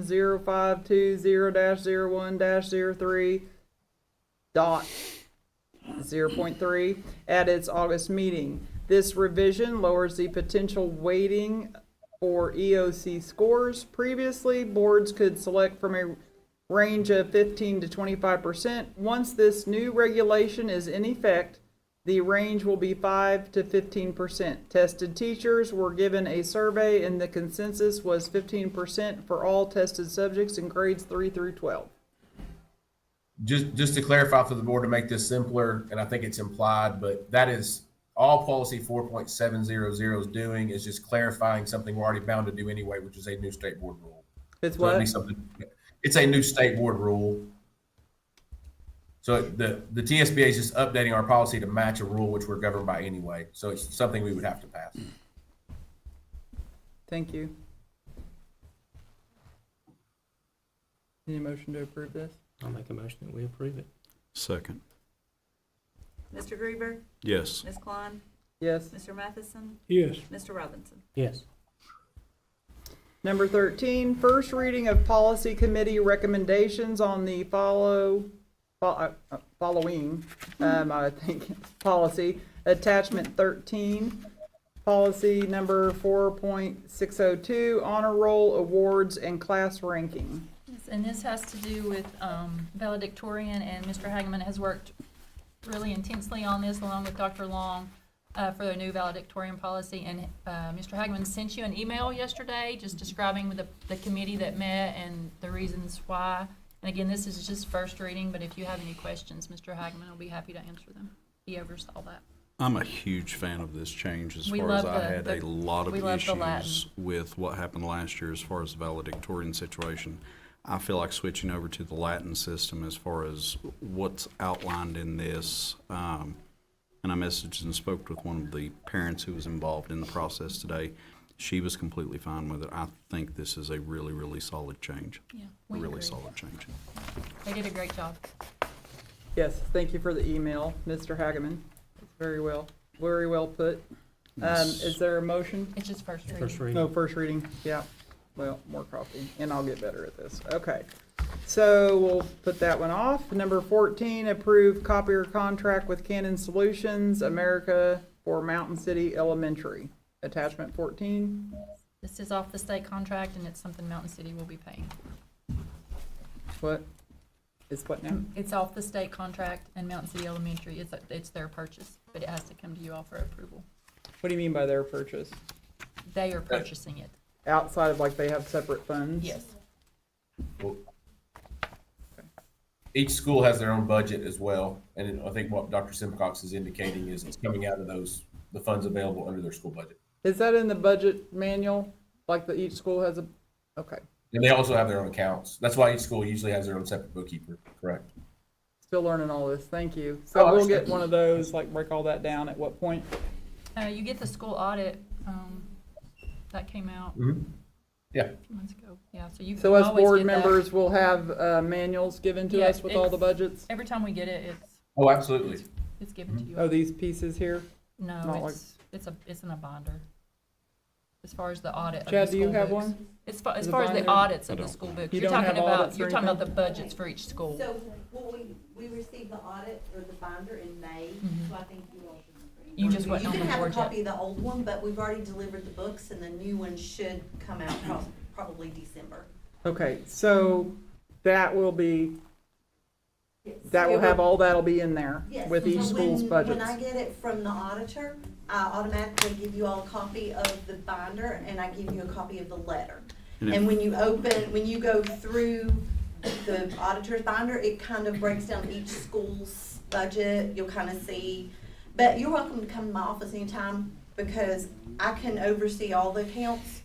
So like, I can show you how it works, like, look, we can look at each school's So will accounts. does that have like the comptroller's audit as well in there attached where we can Okay, read the that? comptroller is separate, and it's based on our school system. Yes. I mean, just on the central office level. Right. And then what we have to do is we have to hire an outside firm, and we use Lewis and Associates in Johnson City. So we have to have an auditor to audit each of the school's books. So what we do is. After the comptroller. The comptroller doesn't look at the school's books, they only look at ours. Separate. They just look at yours. Yes. And then who has to have Lewis and Associates do another? So what happens is when we take all this to Lewis and Associates, Lewis and Associates does a report and they submit a copy of their report to the state. So that's how the state gets the information on the school's audit. Okay. And if memory serves, you said your bookkeepers came through it last time with perfect audits Yes, across. our Perfect audit. bookkeepers were perfect last time. That's Tina? wonderful, thank Yes, sir. you. When are we going to go over the audit for this year? We have already met with the auditors for a draft and we can't release it until the audit. So December possibly, Russell? Haven't received notification yet. So Typically, she it's tells in us, December. like, we just set in on it. We don't get to do anything but listen, and so she says we can't release it till then. But I can tell you that it's no purchasing issues. And I highly can recommend, as far as the way Tina has her set up, she has 2 monitors, so everything mirrors over together. It's one of the best things I did as far as going in with her, and we probably spent about 3 hours, but she went over every single line of the budget, line by line. And there's a line over to the right that will actually tell you exactly what everything's for. I've seen some of it. We met with her, but I was in a hurry to get to You the had high another school. meeting. I was Yes. going to the high school to learn about the Yes. dress code. So when you have time, maybe a Wednesday or whatever, if you come in, we'll go back there. We can also look at the schools. I can show you Yeah, that. I was just curious because the comptrollers, I know that was an issue. There were some things before, so I don't know how all that works. I need to learn. Okay, thank you. As far as this, I'd like to make a motion to approve this. I'll second. A second, okay. Mr. Griever? Yes. Ms. Klein? Yes. Mr. Matheson? Yes. Mr. Robinson? Yes. Okay, so, got off track here. Is that 15 here? Okay, elect new TLR, which is a Tennessee Legislative Representative, Legislative Liaison. The Legislative Representative Liaison is a board member that helps track any legislative updates and reports that to the board. Who's the TLR, the president? It was? Where's Joanne? It was Joanne, It was and then Joanne. we mentioned him last time. He expressed interest, and we made a motion to let him do it. Yeah. I'd like to nominate Chad Griever.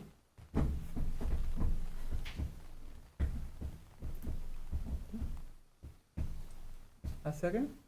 Got a second? Second? Mr. Griever? Yes. Ms. Klein? Yes. Mr. Matheson? Yes. Mr. Robinson? Yes.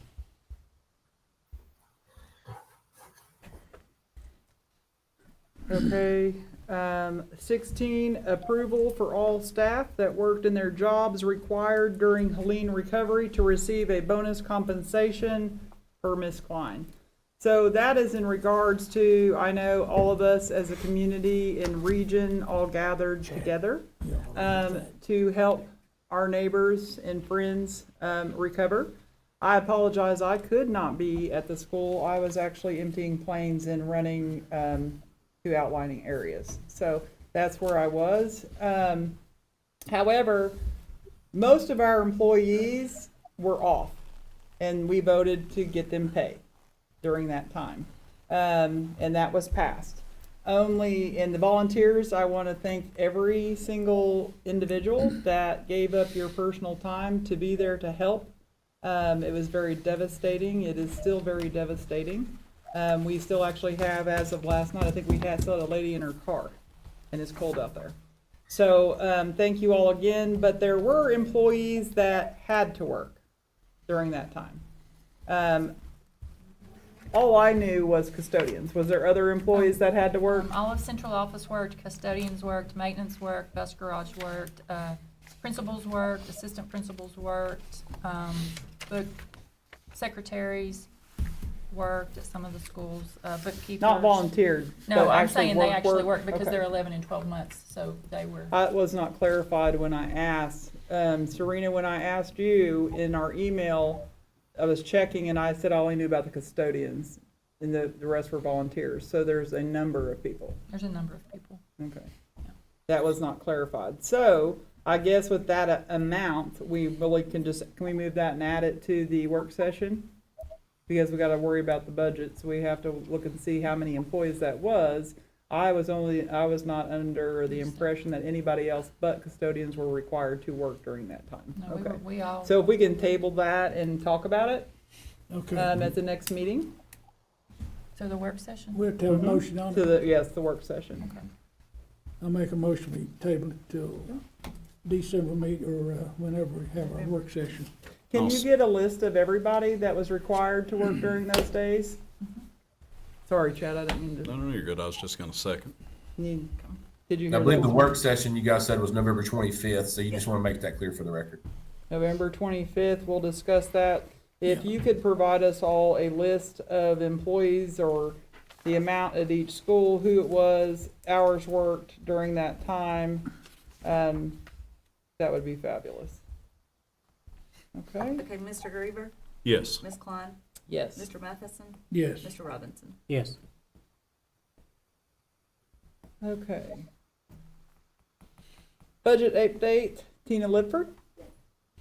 Okay, so you have the packets of financial information in front of you, and looking at the local option sales tax and the property tax collections. In October, the sales tax collections was up from the same time last year to $136,239. And then in the bottom portion, I've highlighted the property tax for October was down to $316,893. In the prior year, the same time, it was $346,629. And then you also have the summary financial statements, and what I did is I highlighted expenditures, and then I highlighted the amounts so that you could see what the expenditures were for each of the categories. So, real quick, it's been a long night. But when those go up and y'all were doing the budget and all that's being done, when, with the property taxes and all that and how it all acclimates to the financial formula, and of course that drives the county dollars and what they have to give us, who approaches the county for those funds if we need to increase, say, for better preparation for our teachers or bringing in The people board- that are helping with The board RTI? would have to go to the county. We go to the county? Okay.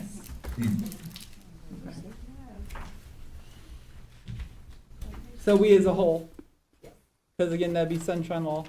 So we as a whole would have a meeting, discuss what we need. Or probably talk to the mayor about getting on the agenda. Okay, and the best time to do that is when the budget is getting ready to be prepared, because you start budget in June, is that correct? No, we have to actually Is it start December? January. January, okay. Yes. So when the county starts pulling everything together, March, maybe that, you would wanna. I was getting it approach on. backwards. Okay, so January is you all are working on, or January, we're we all start working to on. pull it together, and then we start having work sessions with you all to come meet with us. And so at that point, probably along March, if you were interested in doing that, then you would reach out to. Yeah, absolutely, yeah. Just to clarify something to make, because I know we have some new board members on that too, and I'm sorry for doing that. Remember, the sunshine law only applies to conversations between members of the same elected body. So for example, if a board member of the Johnson County Board of Education wanted to go have lunch and talk school business with a county commissioner, that is not sunshine law. That would be fine. No, I meant as a whole board to go Well, discuss I just that. want to make sure I clarified that. I just want to make, if you guys want to have, which happens all the time, individual communications with the county commissioner, board member to commissioner, those are totally appropriate under the sunshine law. Thank you, Mr. McCarty. All right, so any questions on the budget? Anybody have anything on that? Move along. Okay. Information item. Yes, I just want to say thank you to the Johnson County Road Department and the Sheriff's Department for working with us and helping us get back in school. They were detrimental so that we could get back in school. And I want to say thank you to all the schools. They've made me feel so special this week with Superintendent's Appreciation Day. And it's been so much fun being out in the school with the kids and just celebrating with them and playing games with them and just walking through and just hugging them, getting the hugs from the little ones. So thank you all for making me feel so special this week. I really appreciate it. Thank you. I'm sure they enjoyed having you there. And then here, personnel decisions made by the director. You need to do any of that? Okay. Now, so we don't need to read all this off. Okay. Any other items? Anything? Anybody? Okay. Then motion to adjourn. I'll second it. This meeting's adjourned. 25th at 5.